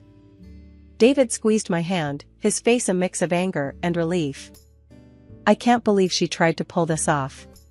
As the police escorted Laura and Rick out of the apartment, I felt a weight lift off my shoulders. It had been a long, hard road, but we had finally come out on the other side, stronger and more united than ever. David's father did exactly what he said he would. He cut Laura off completely. No more money, no future inheritance. Her boyfriend ditched her too, seeing as he was only in it for the cash. Now Laura stuck in a tiny, run-down apartment, scraping by on her own. It's a tough break, but she had it coming. Meanwhile, David and I decided it was best to cut ties with his controlling parents, at least for a while. David quit his father's company and finally opened his own veterinary clinic, something he's always dreamed of. I'm so proud of him. And as for me, I landed a great job as a translator for a big international company. We're both working hard, but it's worth it for the freedom we have now. We're still in a rented apartment, but it feels like home because it's ours. No more constant surveillance or judgmental eyes watching our every move. We're making plans for the future, like buying our own house and starting a family. It's exciting to think about what's ahead. One morning, over breakfast, David and I were talking about our plans. "Maria, have you thought about where you'd like to buy a house?" he asked, sipping his coffee. I nodded. "Yeah, somewhere quiet, but not too far from the city. What about you?" "I'm thinking the same," he said, grinning. A place with a big yard for the dogs. I laughed. Of course, you'd want space for the dogs. That's fine by me. And what about kids? Are we still thinking a couple of years down the line? David looked thoughtful. Yeah, I think that's a good plan. Let's get settled first, make sure the clinic is running smoothly, and then we can start thinking about kids. I reached across the table and squeezed his hand. Sounds perfect. We've got time, and we're building a good life together. Later that day, we visited his new clinic. It was a cozy place, already bustling with clients and their pets. I watched David in his element, caring for animals and talking to their owners. He looked so happy and fulfilled. One weekend, we decided to visit some open houses, just to get a feel for what was out there. We found a few places we liked, and it was exciting to imagine our future home. Maria, can you picture it? David asked as we stood in the backyard of a charming house. Kids playing here, maybe a dog running around? I smiled, feeling a warm glow inside. Yeah, I can. It feels right, doesn't it? Absolutely, he said, putting an arm around me. We're building something real, something lasting. As we left the house, I felt a sense of contentment and anticipation.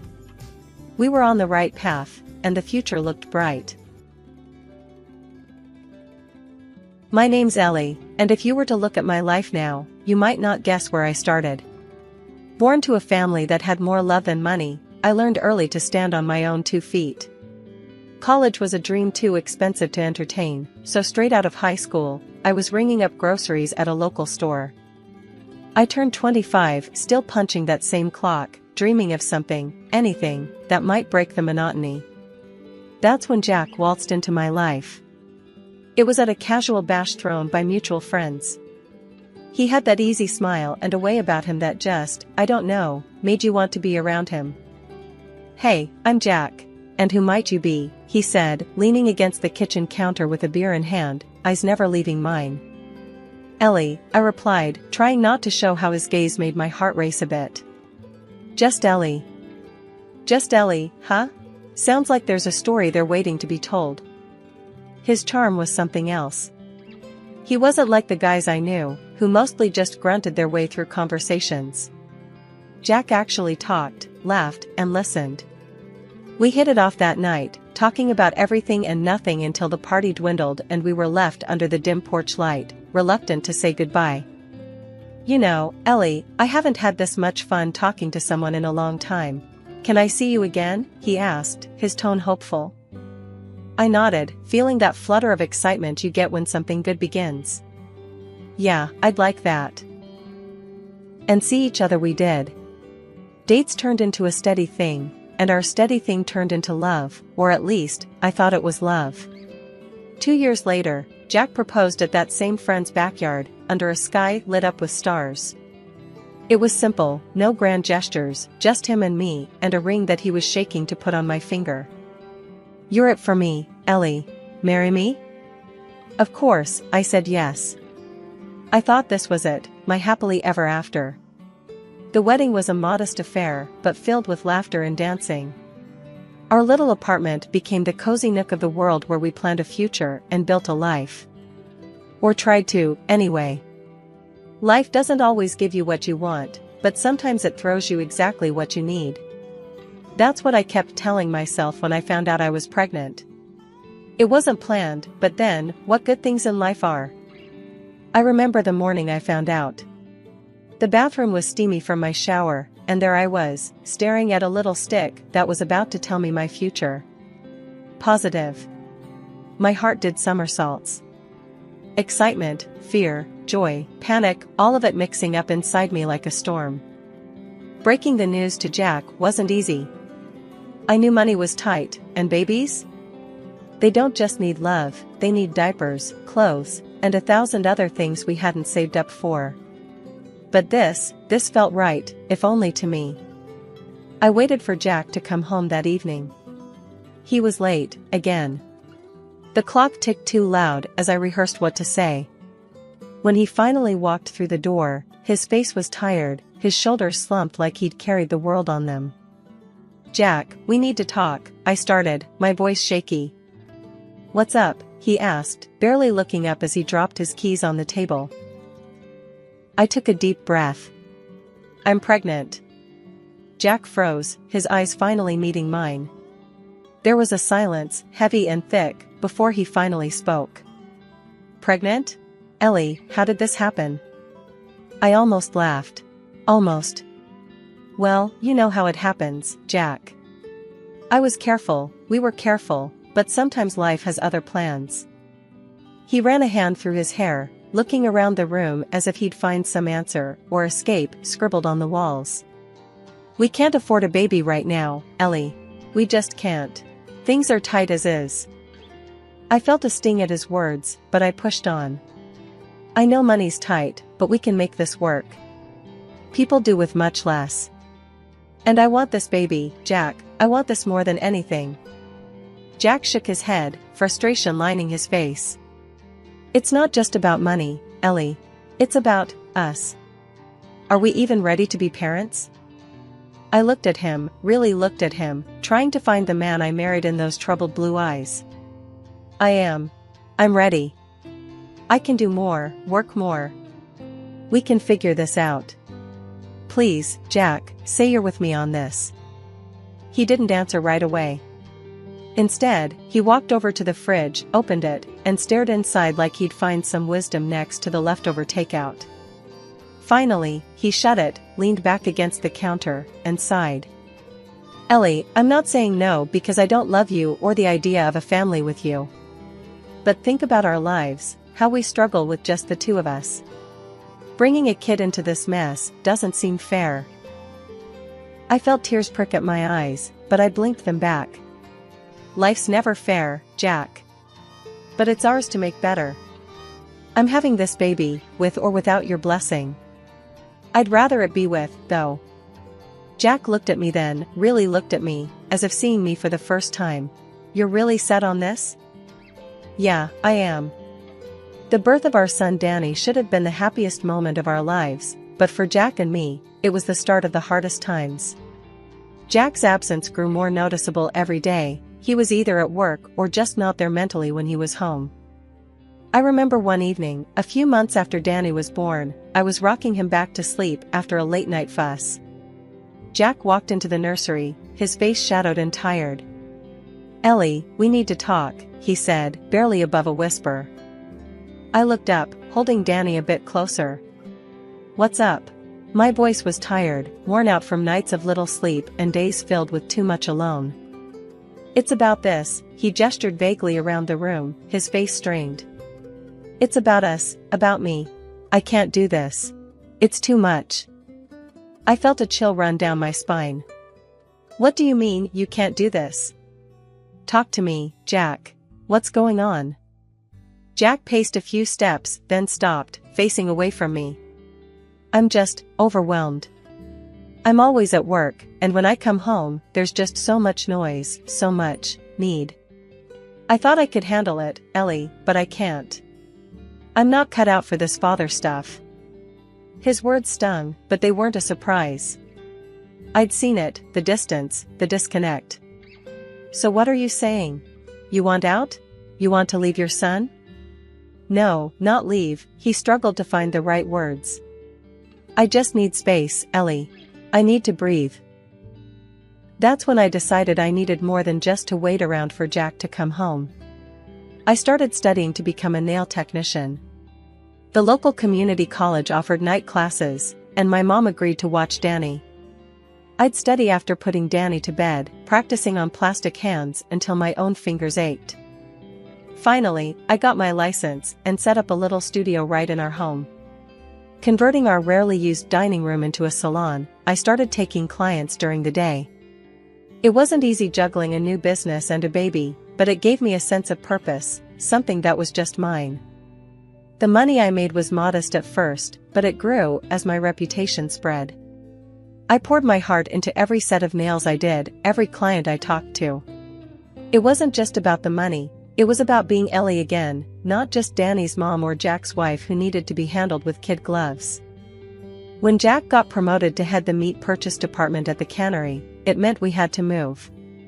It was a big step up for him, but for me, it felt like starting from scratch all over again. We found a small house to rent in the new city, and I set up my nail salon right at home, hoping to attract some local clients. The adjustment wasn't easy. I spent days walking around the neighborhood, handing out flyers and introducing myself.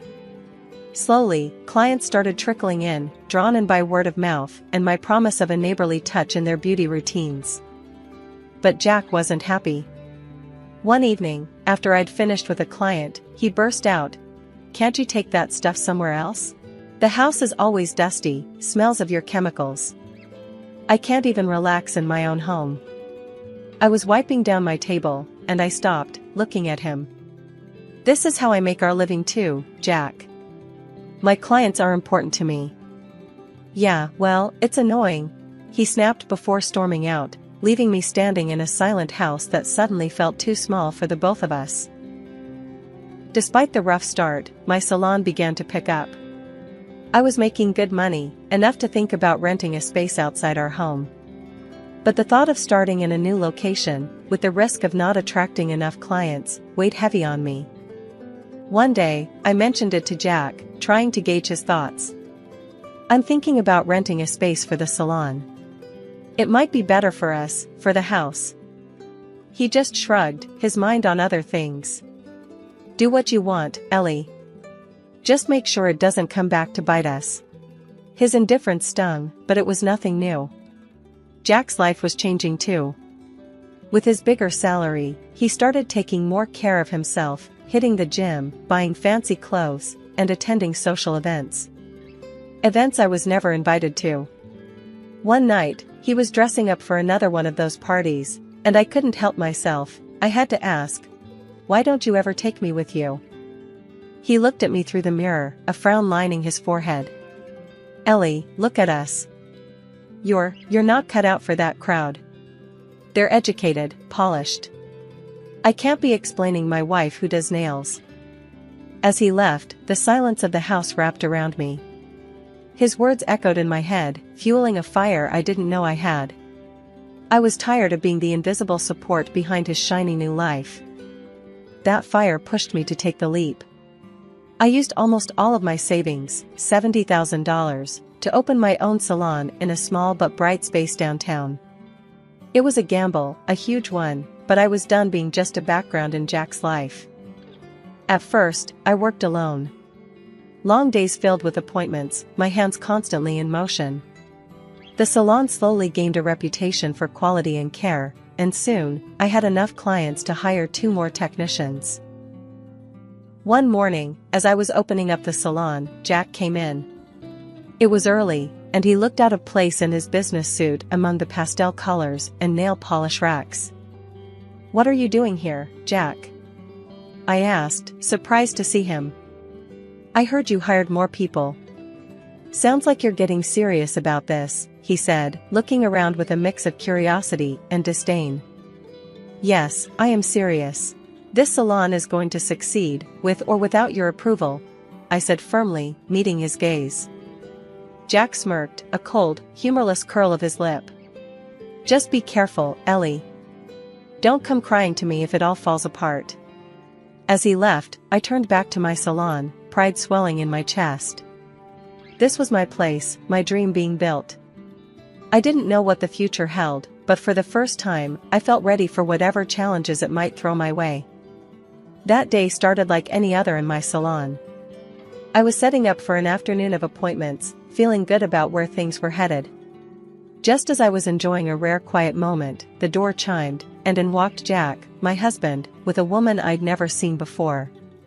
She was polished, blonde, and carried herself with an air that filled the room.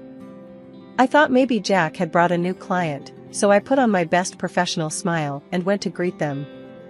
"Hey Jack, who's this with you?" I said, keeping my tone light and friendly. Jack didn't return my smile. His face was all serious as he introduced her. "Ellie, this is Linda. She's going to be my wife." My heart skipped, stumbled, then plummeted. "You're what?" Linda looked at me, her gaze cold and dismissive. Yes, I'm the CEO at the cannery where Jack works. We're getting married. The room spun a little. Married? But Jack, what are you talking about? We're married. Jack's eyes were hard, not like the man I remembered marrying. Ellie, I'm going to be filing for divorce. Linda and I, we're better suited for each other. She's smart, educated, wealthy. His words felt like punches, each one knocking the wind out of me. Linda chimed in, her voice dripping disdain. It's rather unpleasant here, being surrounded by such simple pursuits. She looked around my salon with a sneer. No offense, but I can't stand being next to mere staff who only clean other people's nails. Before I could find the words, she turned sharply on her heel. You should know, you'll be evicted from your rented house soon. You and your son will have to live in shelters. They laughed together, a sound that seared itself into my memory, and then they left as quickly as they had come. I stood there, frozen, as the door closed behind them. The silence of the salon around me was suffocating. I couldn't stay there, I couldn't breathe. I cancelled all my appointments for the day and headed home, the weight of their words crushing me with every step. When I got to the house, it was too quiet. I found a note from Jack on the kitchen counter. He had written that I could stay in the apartment for 2 more months, before I needed to find another place. No apologies, just cold instructions, as if our life together meant nothing. The realization that I was alone, truly alone in this strange city with my son, hit me hard. I slid down against the wall, the paper crumpling in my hand, tears finally breaking through. How had everything come undone so quickly? But as I sat there on the floor, something shifted inside me. Anger simmered up, burning away the initial shock and hurt. I was down, but I wasn't out. Not by a long shot. I had my son to think about, a business that needed me. I focused all my energy on the salon. I started by blasting social media with posts, offers, and before and after photos of my clients. I printed flyers and distributed them all around the neighborhood, offering deals for first-time visits. It didn't take long for the word to spread and for my booking calendar to fill up. We were booked solid for 3 weeks straight, and I had never been busier or more motivated. I moved us into a small apartment right above the salon. It wasn't much, but it was ours, and it was enough. From our windows, we could see the life of the street below, and I liked the closeness of it all, work just downstairs, home up here. It felt compact, manageable. The divorce dragged on, ugly and draining. Jack claimed Danny wasn't his to get out of paying child support. That forced us into a DNA test, which only proved what I already knew: Jack was the father. The court didn't take kindly to his antics and ordered him to pay up for child support.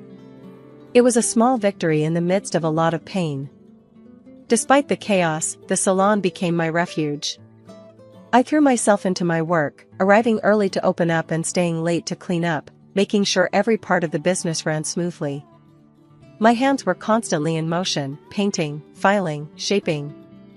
It wasn't just about nails, it was about rebuilding my life, one appointment at a time.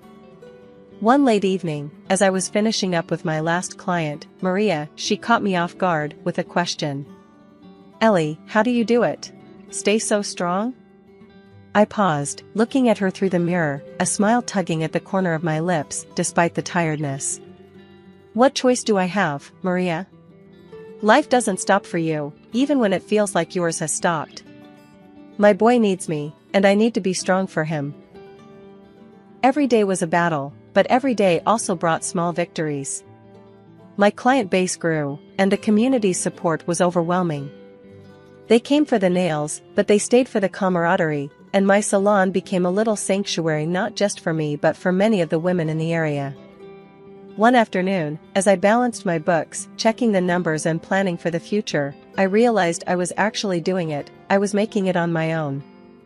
Financial independence was within reach, and it tasted sweeter, because I knew every penny was earned through my own sweat and tears.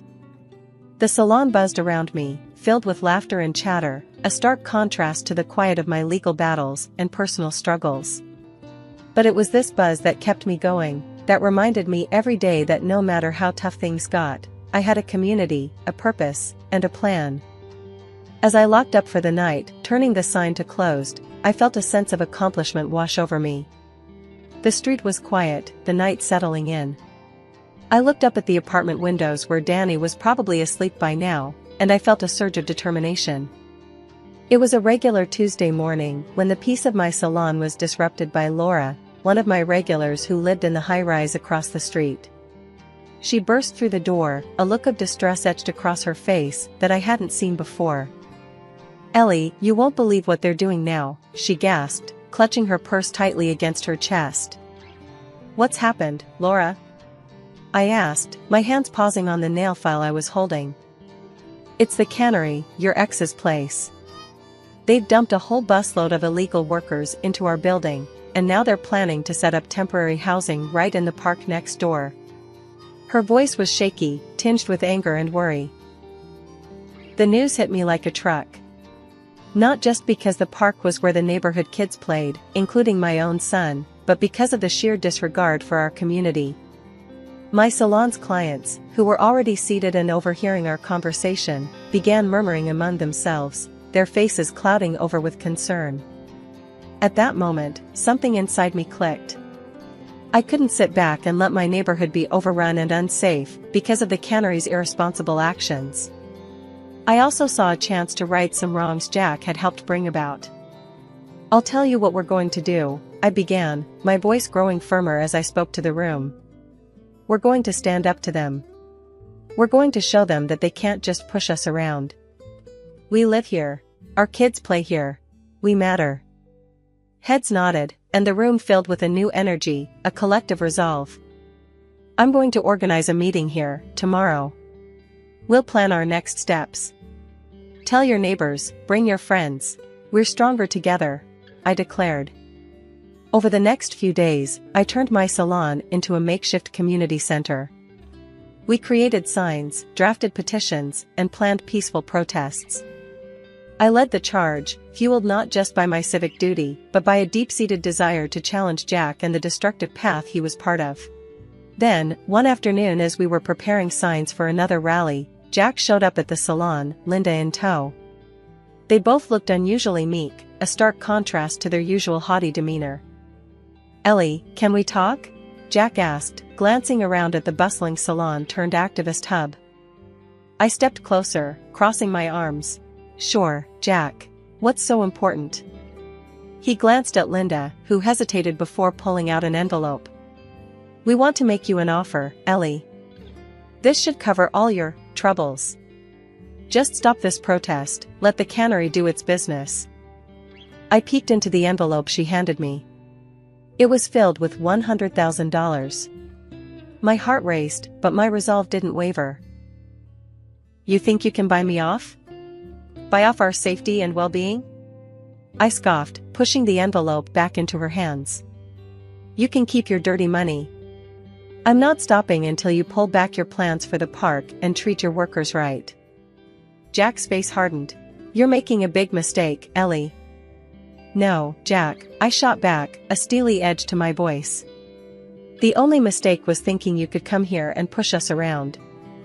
I suggest you take your offer, turn around, and get out of this city while you still can."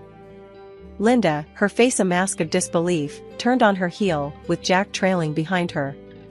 They knew they were defeated, at least for now. It all escalated when Jack and Linda, blinded by greed, began tearing down trees in our local park to build housing for illegal workers. I couldn't just stand by. I took to social media, aired the issue on local TV, and the uproar that followed was louder than anything our town had ever seen. The story caught fire, and soon, even the governor was knocking on our door, or rather, the cannery's door. The state sent inspectors and the immigration service, who found more wrongs than rights. The plant was slapped with fines so steep that Jack and Linda's empire crumbled under the weight of legal debts. They were forced to sell the factory, and the new owners turned it around, offering legitimate jobs with decent pay to city residents. As for me, the community started calling me a hero, though I never felt like one. I was just a woman who loved her neighborhood enough to fight for it. 2 years after the dust had settled, Jack showed up at my salon. He was a shadow of the man I once knew, tired, older, and worn down by his choices. "Ellie, can we talk?" His voice was low, hesitant. I nodded, leading him to a private corner. "What is it, Jack?" I'm sorry, Ellie. For everything. I was wrong, so wrong. Can you ever forgive me?" His eyes searched mine, looking for a hint of the softness he once knew. "Jack, I forgave you a long time ago, for my sake, not yours.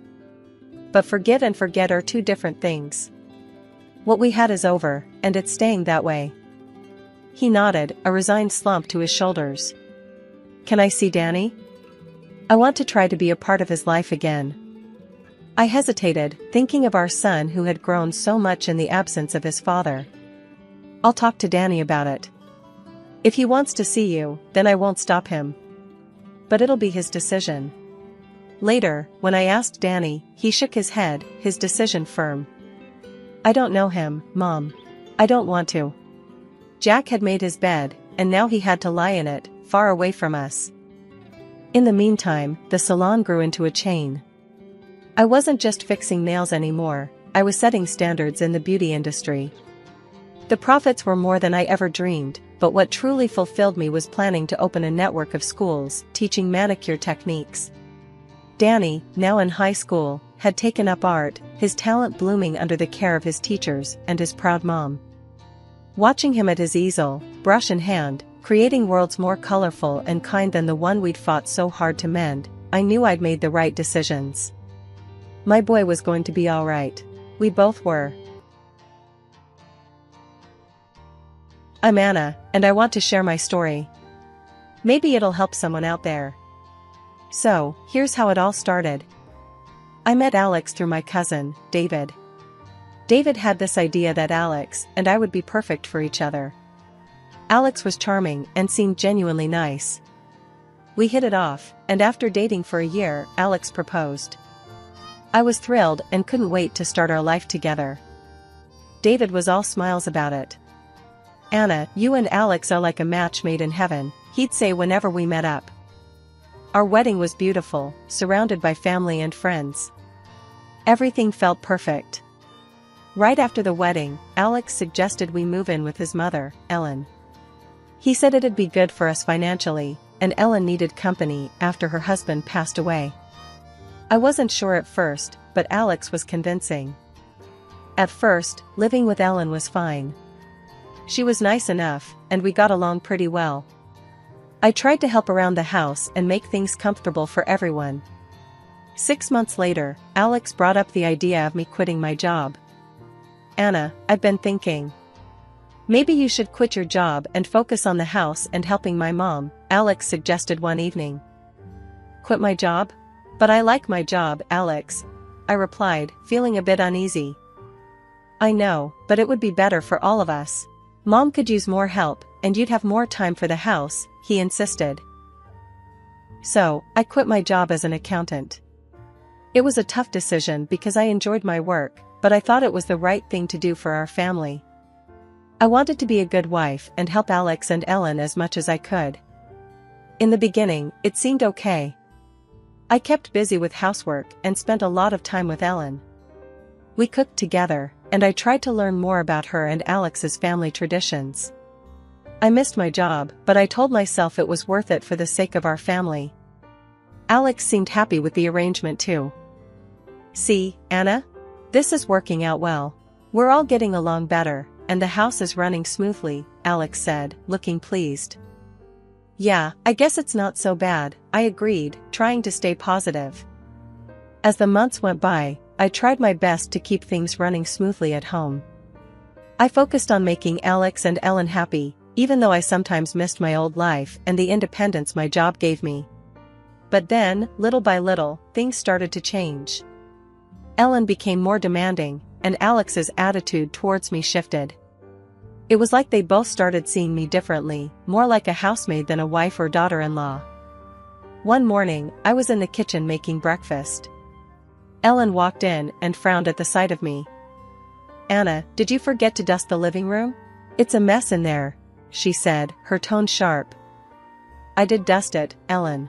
I'll do it again after breakfast, I replied, trying to keep my voice calm. Well, it doesn't look like it.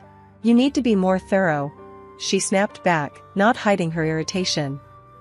When Alex came home that evening, Ellen wasted no time in complaining about me. Alex, you need to talk to Anna. She's not keeping the house clean enough, Ellen said, her voice dripping with annoyance. Anna, what's going on? Why isn't the house clean? Alex asked, looking at me with a frown. I cleaned the house, Alex. I don't know what else to do, I said, feeling frustrated and helpless. Just do a better job. We can't have Mom upset like this, he replied, his tone dismissive.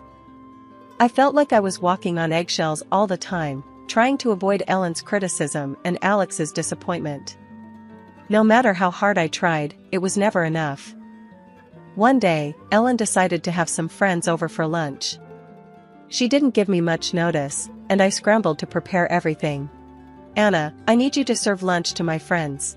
Make sure everything is perfect, Ellen ordered, not bothering to ask if I was okay with it. When her friends arrived, I served them lunch and tried to be as polite as possible. But I could feel their eyes on me, judging me. Is this your daughter-in-law, Ellen? She seems a bit flustered, one of her friends remarked, not bothering to lower her voice. Yes, she's still learning how to manage everything, Ellen replied, casting me a disapproving look. I wanted to disappear. After they left, Ellen wasted no time in complaining to Alex. Anna was so slow and disorganized today. Her cooking wasn't even that good, she said, shaking her head. Anna, what the hell happened? Mom said you messed up lunch, Alex demanded, his face red with anger. I did my best, Alex. I was just trying to keep up with everything, I replied, my voice shaking. Well, it wasn't good enough. You need to step it up, he shouted, making me feel like a failure. Things kept getting worse. Ellen's criticisms became more frequent, and Alex's temper grew shorter. I started to dread each day, wondering what I'd be criticized for next. One weekend, I tried to take a break and spend some time for myself. I wanted to read a book and just relax for a bit. Ellen found me sitting in the living room, book in hand. Anna, what are you doing? There's laundry that needs to be done, she said, glaring at me. I just wanted a little break, Ellen. I'll do the laundry right after, I replied, feeling my face flush. No breaks until all the work is done. Get to it, she snapped, her eyes cold. When Alex got home, Ellen didn't waste any time in telling him about my laziness. Anna, what the hell? You can't just sit around all day. There's work to do. Alex yelled, his voice booming. I wasn't sitting around all day, Alex. I just took a short break, I tried to explain, feeling my heart pound. No more breaks. Just do your damn job, he shouted, making me feel small and worthless. I started to feel like a prisoner in my own home. I was constantly on edge, waiting for the next criticism or outburst. I missed my job, my friends, and the sense of independence I used to have. 2 years after our wedding, I had a beautiful daughter, Lily. She became my world, my reason to keep going. I found so much comfort in her. I spent all my time caring for her, trying to shield her from the chaos around us. But things were getting worse with Alex. His temper was growing, and he was getting more aggressive. One evening, when Lily was 5, everything hit a new low. Alex came home angry about something, I don't even remember what. Anna, why the hell is this house such a mess? He shouted as he walked in. I cleaned it, Alex. I've been taking care of Lily all day too, I replied, feeling the familiar knot of fear in my stomach. Your cleaning isn't good enough. You're useless, he yelled, his face red with rage. Before I could say anything, he grabbed my arm and shoved me hard. I lost my balance and fell to the floor, hitting my side against the table. The pain was sharp, and I screamed. Mommy! Lily cried out, running towards me. Alex turned to her, his face still twisted with anger. Go to your room, Lily, he barked. Lily stood there, frozen, and then she started to stutter. Mommy, are you okay? I looked at her, my heart breaking. It's okay, baby. Mommy's okay, I said, trying to soothe her, but I could see the fear in her eyes. After that night, Lily's stuttering didn't go away. I took her to a psychologist, hoping to help her, but even after 2 years, there was little improvement. It killed me to see her like that, knowing it was because of what she'd seen. I knew Lily was watching everything, absorbing it all. She was learning from the way Alex treated me, and I was terrified she'd think this was normal, that this was how families were supposed to be. But I felt trapped. Alex had made it clear many times that everything, the house, the money, it was all his. He'd told me more than once that if I tried to leave or filed for divorce, he'd take Lily away from me. I couldn't risk losing her. She was my everything, the reason I got up every day and faced the hell my life had become. So, I stayed. I endured the shouting, the pushing, the constant fear.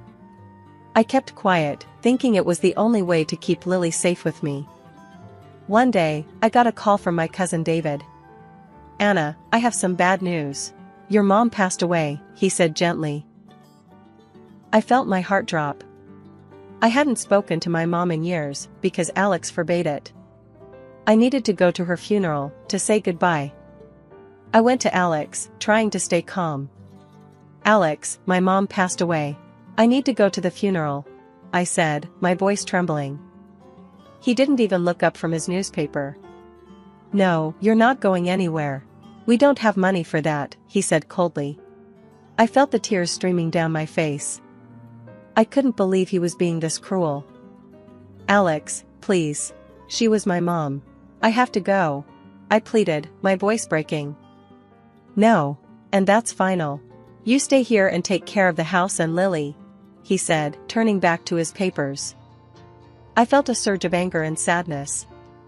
I couldn't believe he was being so heartless. I knew I had to go, no matter what he said. I went to Lily's room and gently woke her up. "Sweetie, we're going on a little trip. Be very quiet, okay?" I whispered. "Okay, Mommy," she said, her voice sleepy and confused. That night, after everyone was asleep, I packed a small bag for Lily and me. I took my savings and quietly slipped out of the house with Lily. We got in the car, and I started driving towards my hometown. My heart was pounding, but I knew I had to do this. We arrived early the next morning. I was exhausted but relieved to be away from Alex, even if just for a while. We checked into a small motel and got a little rest before the funeral. The farewell was split into 2 parts, one for family and one public. The family farewell was emotional.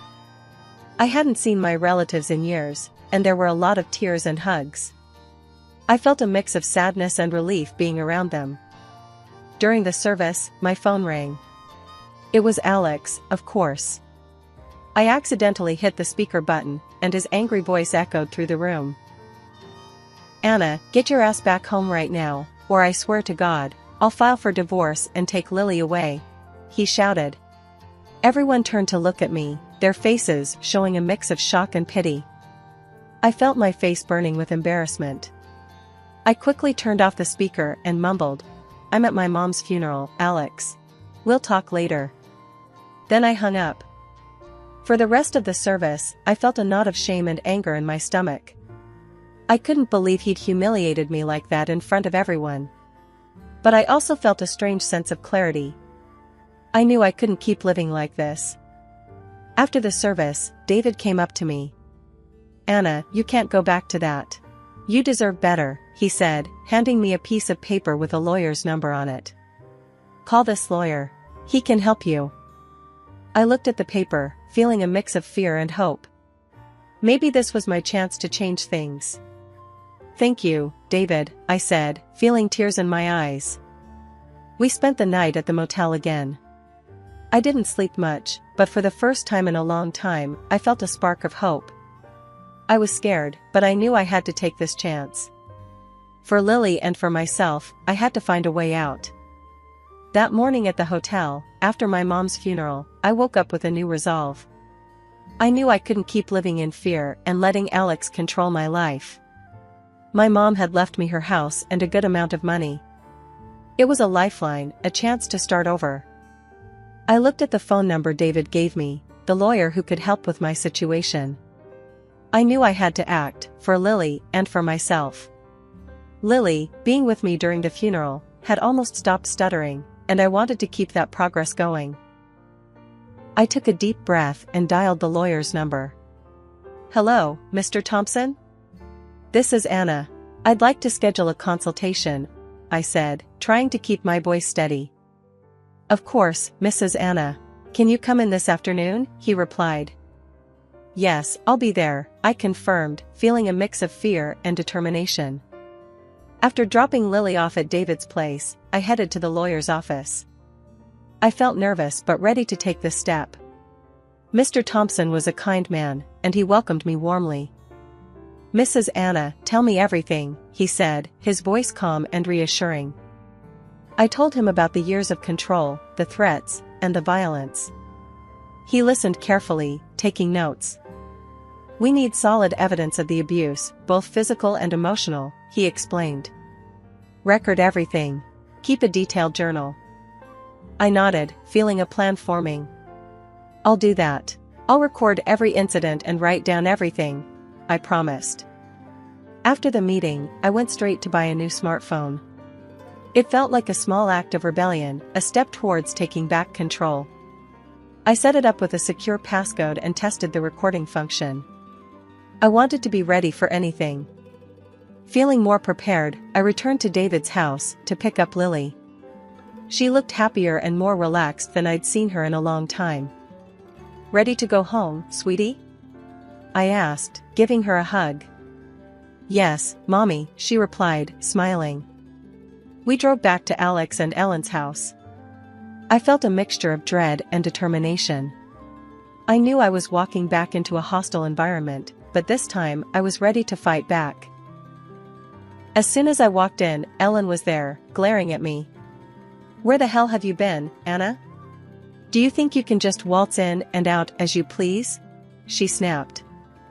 "I was at my mother's funeral, Ellen. I told Alex," I replied, keeping my voice steady. "Well, you're back now. Get to work. This house won't clean itself," she said, turning away with a huff. I took a deep breath, turned on my new phone, and slipped it into my pocket. I started recording, determined to capture everything. I went about my chores, documenting every harsh word and insult. When Alex came home, he was furious. "Anna, what the hell were you thinking? Leaving like that without my permission?" he shouted. "I went to my mom's funeral, Alex. I had to go," I replied, my heart pounding. "You don't do anything without my say-so. Do you hear me?" he yelled, his face red with anger. "Give me your phone and purse." I handed him my old phone, glad of my foresight. I wasn't going to let him intimidate me anymore. I was gathering evidence, building my case, and planning my escape. That night, after everyone was asleep, I sat down with my journal. I wrote down everything that had happened since I got back, every insult, every threat. I felt a sense of purpose, a determination to see this through. The days that followed were tough. Alex and Ellen were as hostile as ever, but I kept recording and documenting. I was building my case, piece by piece, readying myself for the fight ahead. At dinner one night, Ellen started her usual tirade. She looked at me with disdain and said, "You're nothing but a walking girl, leaving the house without Alex's permission. Disgraceful." I felt a surge of anger. "Ellen, don't insult me in front of my daughter," I said, trying to keep my voice calm but firm. Alex's face turned red with anger. "How dare you raise your voice at my mother?" he yelled, pushing me hard. I stumbled but didn't fall. He then swung his hand towards me, eyes blazing with fury. "You live here on bird rights, Anna. Don't forget that," he shouted. I took a deep breath, feeling a strange calm wash over me. "I want a divorce, Alex," I said clearly. His face turned a deeper shade of red, and he screamed, "You belong to me. You'll be my property until death." I wasn't scared this time. I had my phone in my pocket, recording everything. I knew I had proof. For the first time, I felt a sense of control. Over the next week, I continued to record every insult and threat from both Alex and Ellen. Each time they belittled me, I quietly turned on my new phone's recorder. Ellen didn't hold back. "You're worthless, Anna. Can't even keep a house clean," she sneered. I noted it all down in my journal. Every insult, every harsh word, went into my records. I knew this was crucial for my case. Alex wasn't any better. "You think you're tough now? You'll never leave me. You're nothing without me," he'd shout. I stayed calm, recording his words and adding them to my growing list of evidence. It was exhausting, but I knew it was necessary. One day, I caught Ellen berating me in the kitchen. "You're a disgrace to this family, Anna. Leaving the house like a tramp," she spat. I recorded her words, feeling more determined than ever. I knew I was building a strong case, one that would protect Lily and me. That week was tough, but I felt a new sense of purpose. I was gathering the evidence I needed to break free. For Lily's sake and for mine, I was determined to see this through. A week after returning from my mom's funeral, I couldn't take the tension at home anymore. I called Mr. Thompson, the lawyer. "Mr. Thompson, it's Anna. I've collected all the evidence. It's getting unbearable here," I said, trying to keep my voice steady. "Anna, your cousin hired a private investigator to look into your husband. The investigator has some important findings. Can you meet him today?" he replied. "Of course, I'll go right away," I said, feeling a mix of fear and anticipation. I drove to meet the private investigator, feeling nervous but determined. When I arrived, he was waiting with a serious expression. "Anna, I've been looking into your husband's activities. He's involved in fraudulent schemes and has ties to criminal activities. The police have been watching him, but they didn't have enough evidence until now," he explained, handing me a folder. "This folder has everything. It's your freedom folder," he said. I took the folder with trembling hands, feeling the weight of its importance. "Thank you. This means everything to me," I said, my voice shaking. I got back in the car and drove home, my mind racing with thoughts of what this meant for Lily and me. When I pulled into the parking lot, Alex was there, his face twisted with anger. "Where the hell have you been, Anna? Get in the house now," he shouted, his eyes full of menace. I felt a surge of fear, but knew I had to stay calm. I didn't get out of the car. Instead, I called David. "David, I'm at home, and Alex is furious. I have the evidence. Can you call the police?" I said, my voice trembling. "Stay in the car, Anna. I'll call them right now," David replied. Alex, seeing I wasn't moving, yanked the car door open and dragged me out. "You don't listen. You think you can defy me?" he screamed, pulling me towards the house. At that moment, the police arrived, lights flashing. I collapsed on the asphalt, overwhelmed by the tension, and burst into tears. The officers rushed over, separating Alex from me. They arrested Alex and took the folder with the evidence. I sat there, watching as they led him away, feeling a mix of relief and disbelief. After the police took Alex away, Ellen was furious. She stormed into the house, her face twisted with rage. "You ungrateful woman. We took you in, and this is how you repay us?" she spat, her voice full of venom. I didn't respond. I knew it was pointless. I packed our things quickly, gathering what little I could. Lily clung to my side, sensing the tension but staying quiet. With our bags packed, I took Lily's hand and walked out of that house, feeling a sense of relief wash over me. I rented a small apartment nearby, just enough for the two of us. It was modest, but felt like a palace compared to the nightmare we'd left behind. I focused on preparing for the trial. Mr. Thompson was a huge help, guiding me through the process.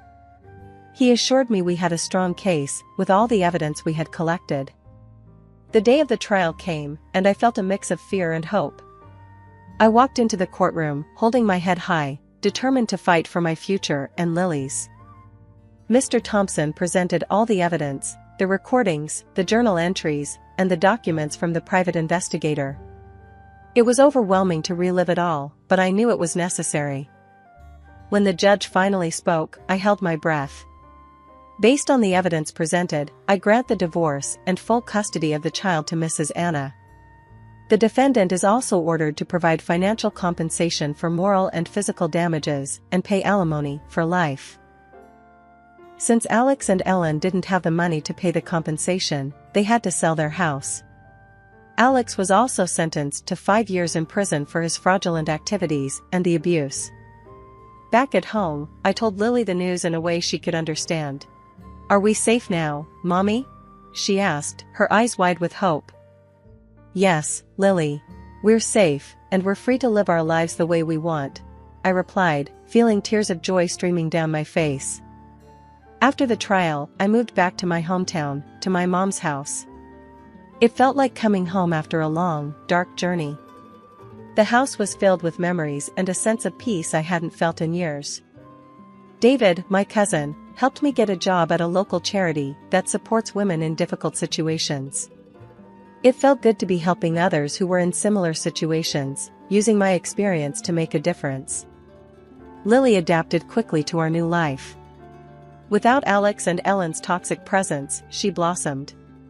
Her stuttering disappeared, and she seemed happier, more confident. One afternoon, 5 years later, I got a call from an unknown number. I hesitated but answered it. "Anna, it's Alex. I want to see my daughter," he demanded, his voice harsh and demanding. I felt a surge of anger. "No, Alex.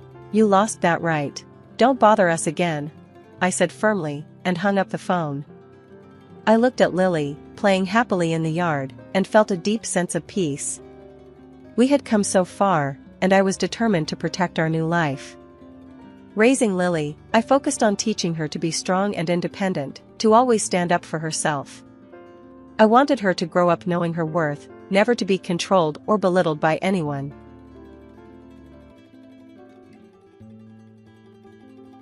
I always thought I had a normal life, a bit secluded, maybe, but normal.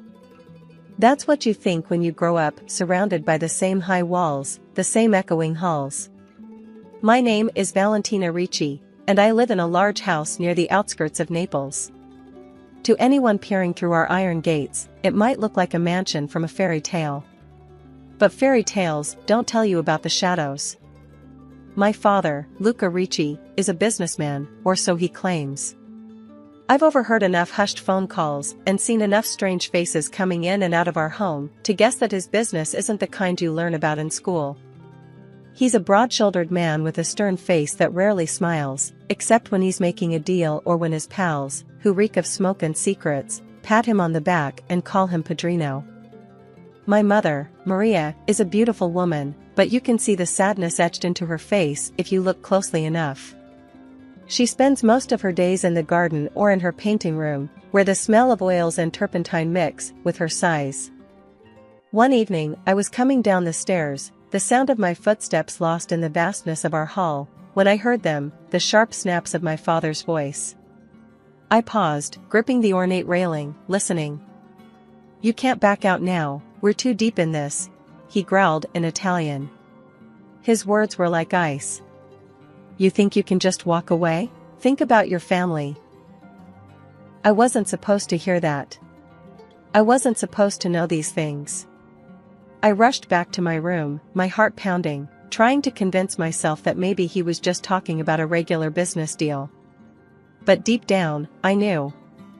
Days went by, and the visitors became more frequent. My father would be away for days, coming back at odd hours, his suit smelling of smoke and something else, something metallic, like blood. It was during one of those days when he was away that I found my mother crying in the kitchen. She was sitting at the table, her head in her hands, a cup of untouched coffee in front of her. "Mama," I said softly, walking over to her. "What's wrong?" She looked up, wiping her eyes. "It's nothing, Valentina. Just adult problems, tesoro. I sat beside her, taking her hand. Is it about Papa? She sighed, her gaze drifting to the window where the curtains fluttered slightly with the breeze. Your father, he has a lot of responsibilities. Things that, well, you wouldn't understand. But why do you cry? I pushed, needing to understand her sadness. It's hard, Valentina, she replied, squeezing my hand. This life, your father's life, it's not simple. I worry about him, about us. But we could leave, right? If it's so bad, why don't we just go? Her laugh was bitter, nothing like the warm chuckles she shared on my birthdays. And go where? Your father's reach is far, and his colleagues, they don't let people just walk away. I wanted to argue, to scream that we could try, but the resignation in her eyes stopped me. It was then I realized that our gilded cage was locked from the outside, and my father held the key. Life took a turn, and the days blended into a silent monotony. My father decided that school wasn't safe for me anymore. Too many risks, he muttered one evening, not really talking to me, but more to himself. I didn't argue. Arguing with Luca Ricci was like yelling at a storm to stop raining. Useless and potentially dangerous. Instead of school, the dining room became my classroom, and a series of tutors came and went. They taught me languages, English, French, even some German. For your future, my father said, but he never explained further. Languages I could handle, but the good manners lessons felt like a joke. Sit up straight, Valentina. A lady never rests her elbows on the table, Valentina. Smile, but not too widely, speak, but not too loudly. One day, I couldn't take another moment of the etiquette tutor's nagging. Why does it matter? I snapped, slamming my book shut. Who am I trying to impress in here? She looked taken aback, her eyes wide and her mouth pinched tight. Your father insists. I don't care what he insists on. I shouted, then immediately regretted my outburst. She was just doing her job, after all. That night, I couldn't sleep. The house felt smaller, tighter. I slipped out of my bed and wandered down to the kitchen for a glass of water. The light was on, and my mother was there, sitting at the table again, looking lost in thought. Can't sleep? I asked, my voice a whisper in the large, empty kitchen. She jumped a little, then forced a smile. Just some things on my mind, Valentina. What about you? I shrugged, pouring myself a glass of water. Just tired of all this. I gestured vaguely around. All these rules and lessons. She sighed and patted the chair next to her. I sat down, feeling suddenly very young and very tired. It's for your own good, they say, she murmured, staring at her own untouched tea. But sometimes, I wonder if we're not just preparing you for another kind of prison. I didn't ask what she meant. It seemed too deep, too dark for the night to hold. The next morning, I was supposed to have another language session, but I lingered over breakfast, dreading to return to the dining table turned classroom. Why do I need to learn all this? I asked the guard who watched over the house, and sometimes over me, as if he might have an answer. He just shrugged, his face unreadable. Orders from your father, that's all I know. And there it was again, the weight of silence, pressing down on me, suffocating and impenetrable.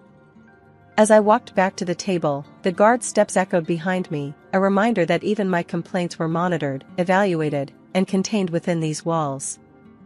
Days passed, and I grew more resentful, more suffocated by the silence and the secrets. I knew the tutors whispered about me, about my family. I saw the way they looked at me, like I was a bomb that might go off at any mention of the outside world. The days dragged on, each one blending into the next, with the same dreary sameness. I was turning 18 soon, and I could feel the walls of my home closing in on me. Something had to change, or I would suffocate in this golden prison. On the morning of my birthday, my father called me into his study, a room filled with dark wood and darker secrets. Valentina, he began, his voice firm, you are now of age. It's time we discussed your future more seriously. I tensed, knowing that whatever he had planned wasn't going to be something I'd like. "What about my future?" I asked, trying to keep my voice steady. He looked at me, his gaze calculating. "You will marry Giancarlo Rossi. He's a good man, comes from a strong family. This will be good for us, for our families." I felt my stomach drop. Marry? But I don't even know him. The thought of marrying a stranger, especially one chosen by my father, made me want to run screaming from the room. "It's not a request, Valentina," he said, his voice hardening. "It's decided. You will meet him next week. Be ready." After I left his study, my mind raced with panic and fear. Marry Giancarlo? I couldn't. I wouldn't. I had to get out of here. Over the next few days, I hatched a plan. It was risky, but it was the only shot I had. I approached my father under the guise of acceptance. "Father," I said, trying to sound as meek as I could, "since I am to be married soon, could I perhaps travel to the USA? A kind of pre-wedding trip?" He regarded me suspiciously. "Why the USA?" "I want to see the world a little before I settle down," I lied smoothly. "Just a few weeks. I'll be careful. I promise." He pondered for a moment, then nodded. "Fine. But Marco will go with you. No arguments." Marco was one of his most trusted guards. The man was a mountain, silent and immovable.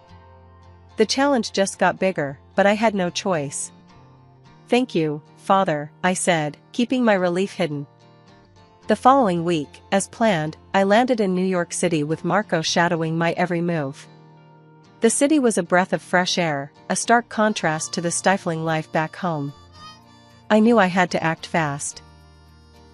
One day, while Marco was distracted, I slipped into a store and bought a few essentials, clothes, a wig, and a prepaid phone.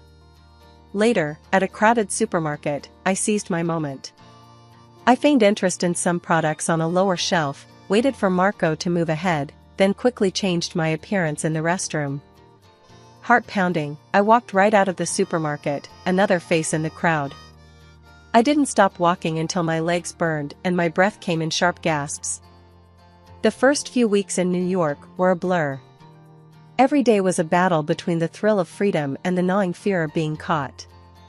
I kept looking over my shoulder, half expecting to see Marco or someone else from my father's world.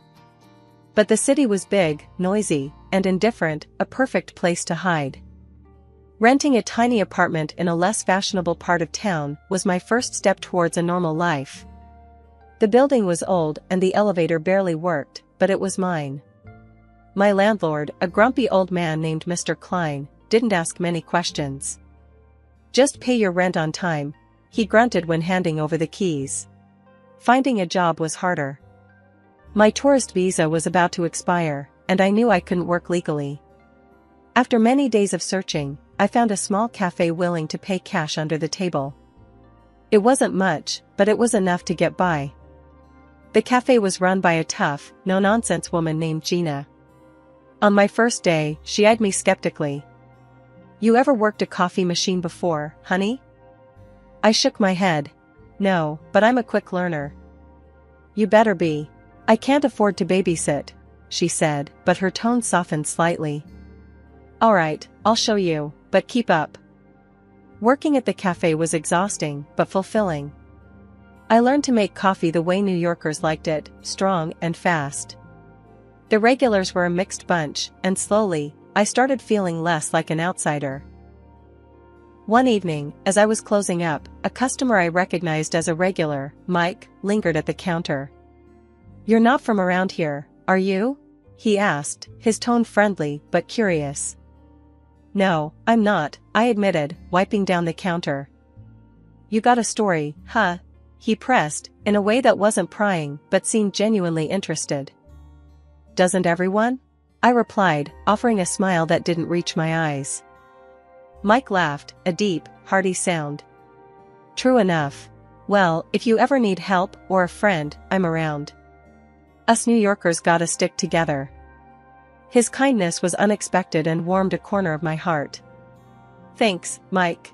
I might take you up on that." As days turned into weeks, I grew more comfortable in my new skin.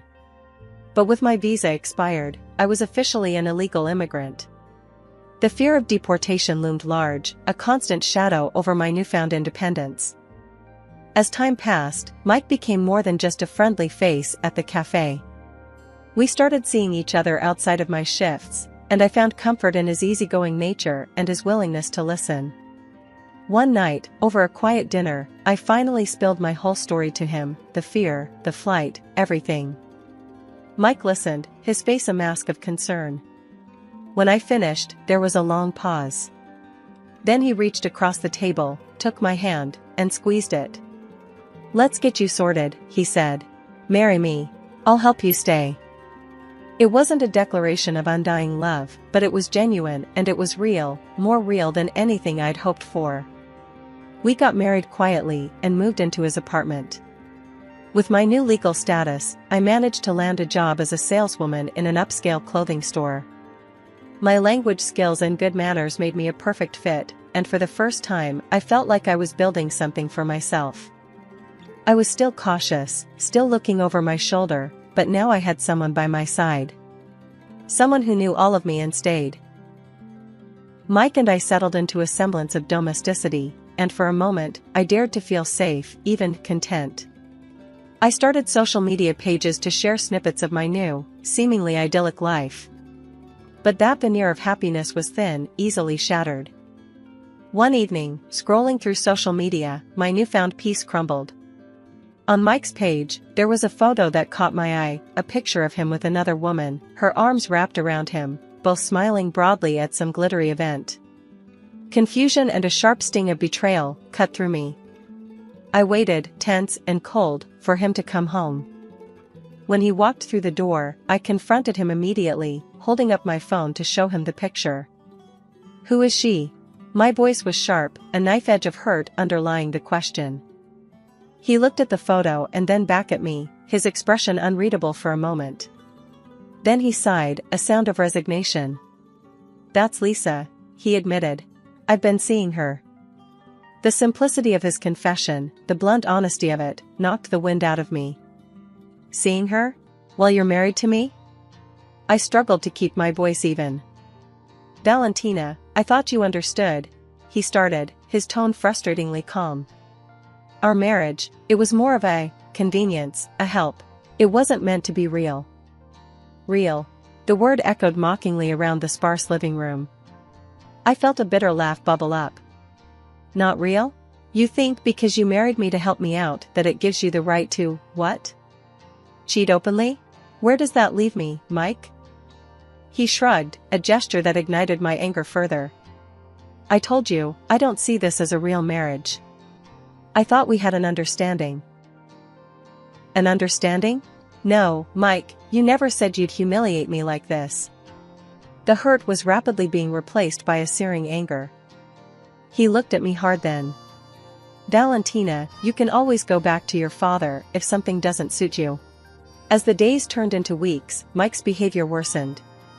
He began to drink more, his temper shortening with each glass. He started ordering me around, his words sharp and commanding. If I protested, he'd remind me of my precarious situation, of the ease with which he could send me back to my father. "You should be grateful," he'd sneer. "I'm your ticket to staying here, remember?" His nights out became more frequent, and I was left alone, wrestling with my thoughts, the loneliness eating at me. Then, one evening, he went too far. Coming home drunk, he threw a demand over his shoulder as he stumbled past me. "Go sleep on the balcony tonight, I don't want to hear you moving around and bothering me." Then, one morning, as if my life needed more complication, I received a message from my father on social media. The message was cold, threatening. "I know where you are. You will come home, or you will suffer the consequences. You have shamed us, running away like a coward. You will be locked away if you force my hand." I showed the message to Mike, hoping, perhaps foolishly, for some semblance of support or protection. Instead, his eyes lit up with a grotesque kind of glee. "This is perfect," he said, grinning. "We can use this." The idea was out of some wild crime drama, but Mike was buzzing with excitement about it. "We're gonna stage your kidnapping. It's foolproof. We demand a ransom from your old man, he pays, and we're set," he explained with a grin that didn't reach his eyes. I stared at him in disbelief. "You can't be serious. This is insane," I protested, the weight of the plan sinking in. "We can't just pretend I'm kidnapped. What about the consequences?" Mike waved off my concerns with a flick of his hand. "Consequences? Val, look, your father won't ever find out it was us. We'll be long gone with the cash before anything can backfire." I tried again, my voice firm. "I don't want to do this, Mike. It's wrong, and it's dangerous." But Mike wasn't listening. His mind was made up. "It's too late for cold feet," he snapped. He grabbed my phone and locked himself in the bedroom, leaving me pacing the living room, feeling trapped and helpless. Hours later, he emerged with a smug look. "Done," he said, showing me the message he'd sent to my father. It claimed that I had been kidnapped, and the ransom was $1 million. He even managed to take a convincing photo of me, looking distressed and weary, which he attached to the message. Mike was practically bouncing on his heels as he replied, "Now we wait. Once he pays, we can finally get the hell out of here." The waiting was the hardest part. I felt like I was in a bad dream, watching the hours tick by, each minute stretching out endlessly. Mike was glued to his computer, checking the offshore account repeatedly, while I tried to stay out of his way, my anxiety mounting. Then, just a day later, Mike whooped with joy. "He paid. The money's here." His delight was grotesque, as he logged into the account and showed me the balance. $1 million. It was real. This was actually happening. "I'm heading to the bank first thing to get this sorted into cash. We'll need to move fast after that," he said, already grabbing his coat and keys. As the door slammed behind him, I realized that Mike, in his own way, was no different from my father. Here I was, caught between the criminal machinations of my father and the deceitful schemes of my husband. I had escaped one cage only to find myself locked in another. I was throwing my clothes into a bag when I heard Mike's car pull up outside. My heart hammered in my chest as I scrambled to destroy anything that might lead him, or worse, my father, to me. Shredding papers, deleting emails, I was a whirlwind of desperate activity. Just as I zipped up my bag, the door flew open. Mike stumbled in, his eyes glazed over from drink, a wild grin plastered on his face. He dangled his car keys in front of him. "Hey, Val, go fetch us some dinner from that Chinese place, will ya? I'm starved." His slurred words barely registered as I took the keys, my mind racing. This was my chance. Without a word, I bolted for the door, heart pounding as I slipped into the driver's seat of his car. I didn't head for the restaurant. Instead, I drove. The highway stretched out before me like a ribbon of freedom, and I pushed the car faster, watching the city lights blur past. My pulse matched the frantic beat of the tires on the road. I had no destination in mind, just away, anywhere but here. My phone buzzed incessantly in the passenger seat, a relentless reminder of the world I was fleeing. At a red light, I grabbed it, turned it off, and tossed it into a trash can on a deserted street corner. If my father had ways of tracking me, I wouldn't make it easy for him. Hours passed as I drove, the night deepening around me. By the time I pulled into a motel in a small town I didn't know, my nerves were frayed, and exhaustion was setting in. I checked in under a fake name, paid in cash, and collapsed on the bed. Sleep was fitful, filled with nightmares of chases and captures. When morning broke, I was already awake, staring at the ceiling, trying to piece together my next move. I turned on the TV for background noise more than anything else, but froze when a news report caught my attention. Mysterious attack last night in New York City. The victim, identified as Michael Davidson, was found dead in his home, which appeared to have been ransacked by unknown assailants. The breath whooshed out of me. Mike was dead. The reality hit me like a physical blow. Whatever his faults, whatever the mess he'd dragged me into, I hadn't wished him dead. The report speculated that the attackers were searching for something, possibly related to criminal activities. I packed up in a rush, my hands shaking. I needed to get away before anyone connected me to Mike's death. As I loaded the last of my bags into the trunk of the car, a heavy weight settled at the bottom, caught my eye. It was a gym bag I hadn't noticed before. Curious and wary, I unzipped it. Inside, stacks of cash stared back at me, hundreds, thousands, $1 million in crisp bills. The ransom money. Mike must have stashed it here before coming inside last night. For a long moment, I just stared. This money was the cause of all this chaos, the reason Mike was dead, the reason my life was in ruins. But it also represented a chance to start over, to live free from my father's shadow, to compensate for years of fear and manipulation. The nagging fear of my past catching up never completely left me. I made a tough decision, one that went against my morals, but felt necessary for my safety. I underwent plastic surgery and purchased documents in a new name. It was against the law, and the guilt weighed on me, but the fear of my old life, discovering me, was stronger. I reassured myself it was a necessary evil to protect my newfound peace. Finally, I found myself drawn to a small coastal town. I rented a small apartment with a view of the ocean, the soothing sound of the waves a constant reminder of the freedom I now possessed.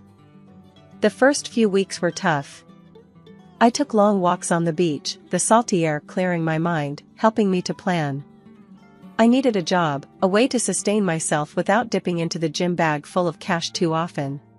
One morning, while sipping coffee at a local diner, I overheard a conversation from the next table. "We're swamped at the gallery since Jenna left. Can't seem to find anyone who knows their way around handling artwork."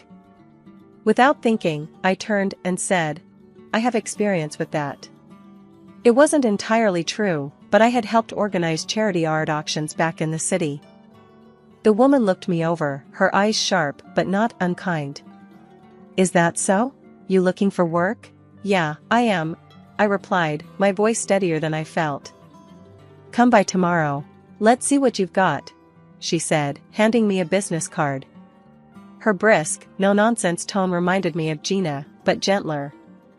That conversation turned into a job offer, and suddenly, I found myself working at a local art gallery. It was a small place, but it buzzed with creativity and passion. Months passed, and life found a new rhythm. The fear that had clung to me, shadow-like, began to dissipate. I was no longer looking over my shoulder, no longer jumping at shadows.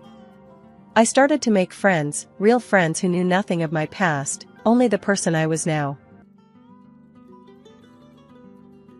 I had been on my own since my parents passed away while I was in medical school, pushing me to rely solely on myself to carve out a future I could be proud of. After years of non-stop work, scrimping, and saving every extra penny, I finally managed to buy a townhouse. It wasn't just any townhouse, it was the culmination of my blood, sweat, and tears, sitting pretty in a decent neighborhood with a view of a cheerful little kindergarten across the street. The morning I bumped into Mark was like any other, except it wasn't. I'd grabbed my usual coffee from the corner cafe, a place where the barista knew my order by heart and didn't need to ask. Coffee in hand, I was lost in thoughts of my next shift at the hospital when it happened. I turned to leave and collided with someone, sending my hot coffee splashing all over both of us. "Jesus, watch where you're going," the guy exclaimed, a frown creasing his brow as he looked down at his soaked shirt. I felt my cheeks heat up with embarrassment. "Oh my God, I am so sorry. Here, let me help you clean that up," I stammered, feeling around my bag for some napkins, coming up empty. "Great." He sighed, then shook his head as he caught my flustered expression. "It's all right, no harm done. But I'm pretty sure these stains won't just wipe off with a napkin." "You're right, I'm so sorry. There's a laundromat around the corner. I can pay for the cleaning, it's the least I can do." He raised an eyebrow, then a small, amused smirk played on his lips. "Lead the way then, coffee spiller." As we walked to the laundromat, the initial awkwardness gave way to a more relaxed conversation. He introduced himself as Mark, a realtor who had just moved into the area. "What about you? I haven't seen you around before," he said as we handed his shirt over to the laundromat attendant. "I'm Ella," I replied. "I live just a few blocks from here. And yeah, usually I'm holed up at the hospital or resting at home, so not much of a local social butterfly." We sat down at a nearby diner while waiting for his shirt. Over a couple of coffees, carefully kept at a safe distance from him this time, we chatted about mundane things like work and our neighborhood. It was refreshing, talking to someone new without any pretensions. "Look, Ella," he said as we walked back to pick up his shirt, now stain-free, "I owe you one for helping me out. Let me take you out for dinner, my treat. No more coffee disasters, I promise." I hesitated for a split second. He seemed genuine, and after the morning's debacle, I felt like I could use a night out. "Alright, Mark, it's a deal. But if this is some elaborate scheme to get free medical advice, you'll be disappointed. Don't worry, I'll try to keep it strictly non-medical. How's Friday night?" "Friday works. It's a date then," I said, handing him his shirt. We exchanged numbers, and as I watched him go, I couldn't help but think maybe this strange encounter might just be a good thing. After that accidental coffee spill and the subsequent shirt rescue mission, Mark and I began to see more of each other. It started with that promised dinner, which turned out to be a delightful evening at a local Italian place he swore was the best in town.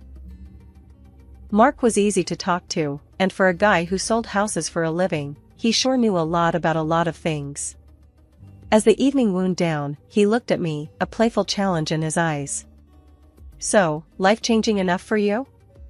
I laughed, nodding. "Alright, you win this round." The pasta was fantastic. From then on, it seemed like we were inseparable. He was always planning something interesting for us to do, whether it was a movie night, a visit to a local art exhibit, or just a simple walk in the park. Mark had a knack for making everyday things feel special. One evening, as we were walking along the river, watching the city lights reflect on the water, he stopped and looked at me with those earnest eyes of his. "Ella, I've got to tell you something." "What's up?" I asked, feeling a mix of anticipation and nerves. "I'm falling pretty hard for you," he said, his voice low. "And I don't want to scare you off, but I feel like this could be something real." I took a deep breath, the night air cool on my face. "I'm falling too, Mark. And no, you're not scaring me off." A few months into our whirlwind romance, during a cozy dinner at my place, Mark had insisted on cooking to prove he could rival the pasta from our first date. He surprised me with a question that stopped me dead in my tracks. He had just served us some ridiculously good lasagna when he turned to me, took my hands in his, and said, "Ella, I know it's been a quick ride for us, but when you know, you just know. Marry me?" I didn't need time to think about it, it felt right. "Yes, Mark. Yes, I'll marry you." That night, we talked about our future, about finding a place together, and starting a family. Everything felt like it was falling into place, and I couldn't remember the last time I had been this happy. However, the arrival of Mark's parents from Thailand just before our wedding brought a shift I hadn't anticipated. They had lived abroad for many years, but decided to return permanently when they heard about their son's imminent wedding. At first, they seemed lovely, full of warm smiles and enthusiastic embraces. "We're so thrilled to finally meet the woman who captured our Mark's heart," his mother had gushed, squeezing my hands with both of hers. His father, a robust man with a hearty laugh, clapped Mark on the shoulder, saying, "You've chosen well, son. We're excited to be part of this joyous occasion." Their friendliness was comforting, and I felt hopeful about our new family dynamics. But their initial friendliness soon gave way to an overwhelming sense of intrusion. Linda, Mark's mother, took to our home like she owned the place, and her husband, Jim, wasn't far behind in making his presence felt. It started with small things. Linda would rearrange my kitchen whenever she came over, which was almost every day. "Ella, you really should keep the spices near the stove. Saves time," she would say, moving things around without waiting for my response. I bit my tongue, trying to keep the peace. Then came the comments about how I managed the house. One afternoon, while I was trying to relax with a book, Linda plopped down next to me and sighed. "You know, dear, it wouldn't hurt to dust a bit more often. And maybe some fresh flowers would brighten up the place. It looks a bit drab." Jim had his own way of butting in. He'd follow Mark around, questioning his decisions about work and our finances. I overheard him one day in the garage, his voice stern. "You're letting her handle the money? You need to keep an eye on that, son. Make sure it's spent wisely." Their constant presence was suffocating, but the breaking point came when Linda decided we should host a party for her friends, without even asking us. "It'll be just a small gathering," she assured, waving her hand dismissively as if it was no big deal. When I tried to talk to Mark about it, hoping he would intervene, he just shrugged. "Mom likes to host. Let her have this one. It makes her happy, and it's not like it's a huge imposition, right?" I gave in. The small gathering turned out to be a full-blown bash with more than 20 people, all from Linda's circle of friends, who seemed to think they were at some sort of weekly social club that just happened to be in my living room. I spent the whole day cooking and preparing, only to end up feeling like a stranger at my own party. Linda introduced me around as if she was the lady of the house, and I was just some sort of assistant. "Ella helped out," she would say, patting my arm while her friends nodded politely before turning back to her. The final straw was when I heard one of her friends, a loud woman with a booming laugh, comment, "Linda, you've got this place whipped into shape. Mark was smart to bring you back here." I clenched my fists, my face hot with embarrassment and rage. As soon as the last guest left, I turned to Mark. "This can't happen again. It's not okay, and you know it." He looked tired, rubbing his forehead.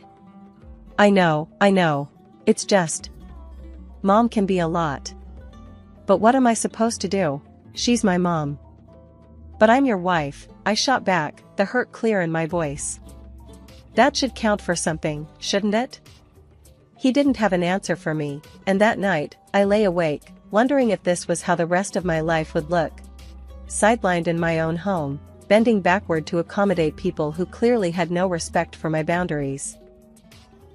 Saturday after Saturday, my house transformed into a hub for Linda's endless social gatherings. Every week, the invasion of her friends, along with their opinions and laughter, grated on me more. It wasn't just the noise or the mess, it was the sheer disregard for our personal space. And each event left me feeling more like an outsider in my own home. The day I put my foot down, everything blew up. I told Linda politely but firmly, "I'm sorry, but we can't host the party every Saturday. It's too much." She stared at me like I'd slapped her. Her reaction was immediate and volcanic. "Too much? You ungrateful girl, this is what family does for each other. We host, we entertain, we support." Her voice rose with each word, and I felt the walls of my own home closing in on me. "Linda, please lower your voice. Let's talk about this calmly." But calm was nowhere on her agenda. Her face turned a shade of red I'd only seen in movies. She started pacing around, waving her arms, and then, to my horror, she began throwing decorative cushions across the room as if each one bore my face. "You listen here. If you don't agree to these small favors, I can make things very difficult for you, my girl." She was shouting now, and her words sliced through any pretense of familial warmth we might have had. When she threatened to have me divorced from her son if I didn't comply, a cold shiver ran down my spine. "Mark will listen to me. He always has. Don't think he'll choose you over his own mother." I was reeling. The woman was using divorce as a weapon to keep me in line. It hit me then, how deeply Mark was tied to his mother's apron strings. The realization was like a punch to the gut. Mark, hearing the commotion, rushed into the room. "Mom, what's going on here?" He looked from his fuming mother to me, his eyes wide with confusion. "Your wife is being unreasonable, Mark. I'm only asking for a little cooperation, and she's denying us that." Mark glanced at me, his face pleading for peace. "Ella, can't we just..." No, Mark, we can't. My voice was firm, stronger than I felt. This isn't about a party. It's about respect and boundaries. Your mother just threatened to break us up. Mark's eyes flickered with shock, first at me, then at his mother. Mom, you didn't. Linda's gaze didn't waver, she was ready for battle. I did, and I will if she doesn't start showing some respect around here. She turned around and left the room, slamming the door loudly. Taking a deep breath, I made a choice, a radical one. Mark, I think we need to separate. Not for real, just on paper. We need to show your mom that we make our decisions together, not under duress. It took a lot of convincing, a lot of tearful discussions, and heartfelt promises that this was just a tactic, not the end for us. So, we did. We filed for divorce quietly, a sham for freedom. It was the hardest decision of my life, pretending to split from the man I loved to save our marriage from the overbearing clutches of his mother. The next Saturday, when Linda and her entourage of friends showed up at the house for their usual gathering, they were in for a surprise. I was waiting for them on the front porch, my posture rigid and my resolve firm. As Linda stepped out of her car, her smile faded when she saw me standing alone, door firmly shut behind me. Ella, dear, aren't you going to let us in? We have our little gathering, remember? Her voice carried that familiar commanding tone, but today, I was not going to yield. No, Linda. There won't be any gathering here today. Or any other day, I replied, my voice steady. She stared at me, her eyes narrowing. What are you talking about? This is my son's house, and I decide. It was your son's house. I corrected her sharply, cutting off her words. And as of last week, it's mine alone. We're divorced, Linda. Mark isn't living here anymore, and he won't be a part of these gatherings. Her mouth fell open, disbelief etching her features. Divorced?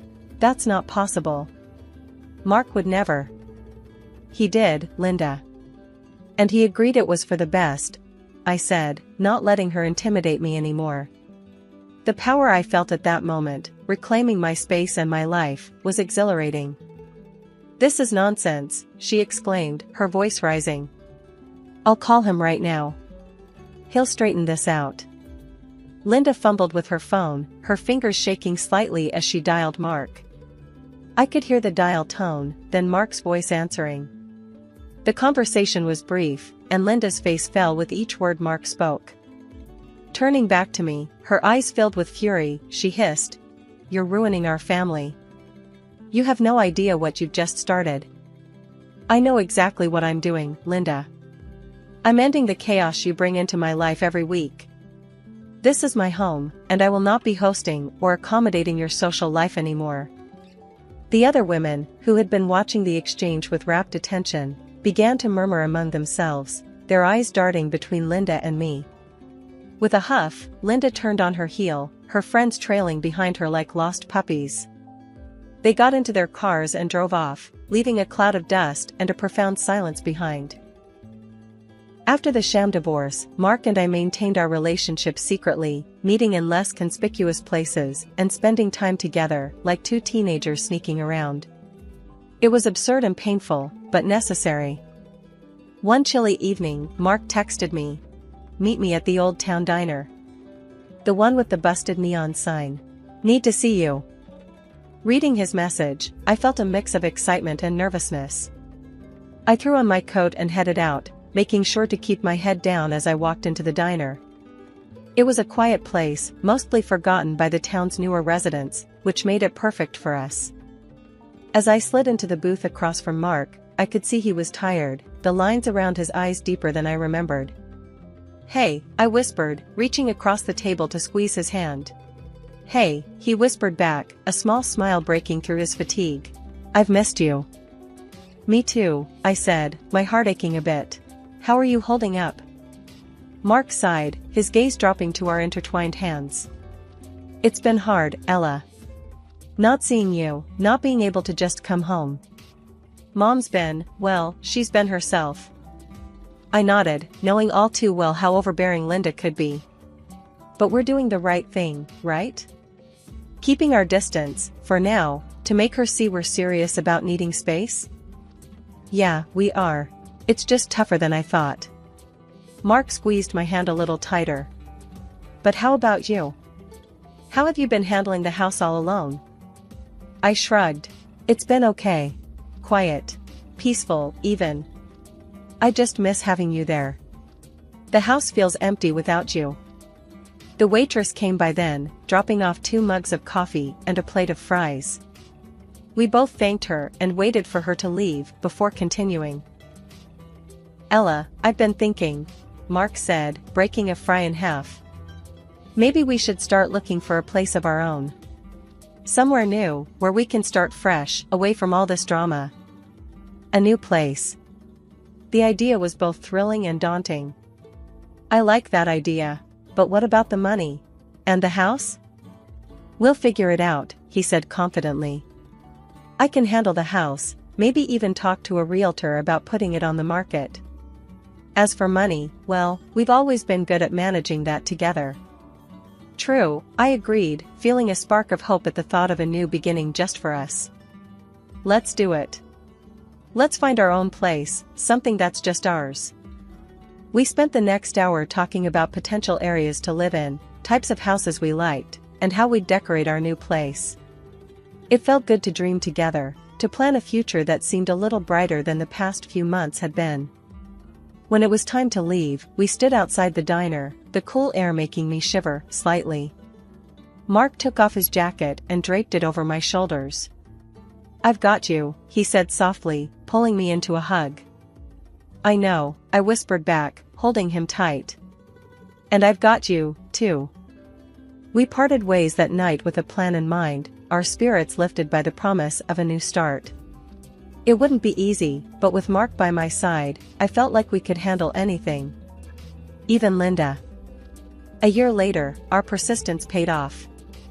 I had managed to save enough money, and Mark, using his skills as a realtor, found us the perfect place. It was a large, beautiful house in a wonderful area with a stunning garden. To celebrate and cement our reunion, we decided to get married again in a small, secret ceremony. It was just us and a couple of close friends who knew about our situation. As we exchanged vows for the second time, the weight of the past year seemed to lift. There were still remnants of our old life at the townhouse that we needed to gather up. We decided one Saturday morning to make the trip back to our old place and pick up the last few items. As we pulled up to the townhouse, I noticed a familiar car parked outside. It was Linda and Jim. They were standing by the front door, apparently waiting for us. When we got out of the car, Linda's face lit up with an unsettling kind of eagerness. We need to discuss the family get-togethers. Now that you're returning, we can start planning the next one right here. Mark's brow furrowed. Mom, we're not here to stay. We're just picking up some things. We've moved out. Her smile faltered for a moment, but quickly recovered. Moved out? Oh, but that means this place is free. I can use it for the parties then. It was like nothing had changed with her. I felt a flare of frustration, but kept my voice calm. Linda, we sold the townhouse. It's not ours anymore. We're here to collect the last of our things. The news seemed to take a moment to sink in. Linda's face went from confusion to shock, and then to a frown. Sold? But where will you live? Where will we have our gatherings? Mark took a step forward, his tone firmer. Mom, the townhouse is no longer our concern. And we're not disclosing where our new house is. I'm sorry for how things went before, but now, we're starting fresh. It's time for you and Dad to consider doing the same. Maybe travel again, like you used to. Linda's mouth opened and closed, her earlier enthusiasm dampened into a muted disbelief. Jim, who had been quietly observing the exchange, put a hand on her shoulder, but she shrugged it off, her gaze fixed on Mark. You're choosing her over your own family? Linda's voice cracked, a mix of anger and hurt. Mark nodded. Yes, Mom, I am choosing my wife. It's not about picking sides, it's about respecting our life together. Before Linda could say another word, Mark kissed my hands, an affirmation of his commitment in front of his parents. Linda stood frozen, her face a mask of frustration and disbelief. Jim seemed to realize the argument was lost and gently urged her back towards their car. After settling into our new home, the peace and quiet I had longed for felt like it was finally within reach. Mark and I reveled in our newfound privacy, cherishing the freedom that came with it. However, Linda wasn't ready to let us go without a fight. Her obsession with controlling us reached new heights when she started calling our friends, desperately trying to find out where we lived. Thankfully, our friends understood the situation and kept our new address confidential, supporting our decision to keep our lives private. Linda's frustration grew with each unsuccessful attempt, and soon she resorted to more direct confrontations. The phone calls began to increase, each one more demanding and invasive than the last. Mark and I decided early on that engaging with her would only encourage her behavior, so we started to ignore the calls. This seemed to infuriate her even more, pushing her to take drastic measures. One evening, after a particularly grueling day at the hospital, I was walking to my car when I spotted Linda lurking near the staff parking lot. My heart sank as I realized she was waiting for me. As I approached, her face twisted into a mix of anger and determination. "Ella, you can't ignore me forever. Tell me where you live." Her voice was sharp, cutting through the quiet evening air. I kept my distance, my hand inching towards my phone. "Linda, this needs to stop. You're not welcome here, and you're certainly not welcome in our lives if you continue this behavior." She scoffed, stepping closer, her presence more threatening. "You think you can just shut me out? Mark is my son. I have rights." I could feel my patience wearing thin, and my concern for my own safety growing. "If you don't leave right now, I'm calling security. This is harassment, Linda." Her eyes narrowed, not believing I would take a stand. "You wouldn't dare." Without another word, I pulled out my phone and dialed security. Within minutes, a security officer arrived, and I quickly explained the situation. Linda was still ranting as the officer approached us. The security officer stepped in, firmly. "Ma'am, you need to leave the premises now. You are causing a disturbance." Linda's face flushed with anger, but the presence of security seemed to push her back into reality. She glanced between me and the officer, her resolve faltering. "This isn't the end," she muttered, but her voice lacked conviction as she turned and hurried away. After the incident, I warned her that if she approached me again, I would not hesitate to involve the police and press charges for harassment. It seemed my firm stance finally made an impact. Linda's attempts to contact us abruptly stopped. Weeks later, Mark and I were relieved to hear from a mutual friend that Linda and Jim had decided to move back to Thailand permanently. The news brought a profound sense of relief.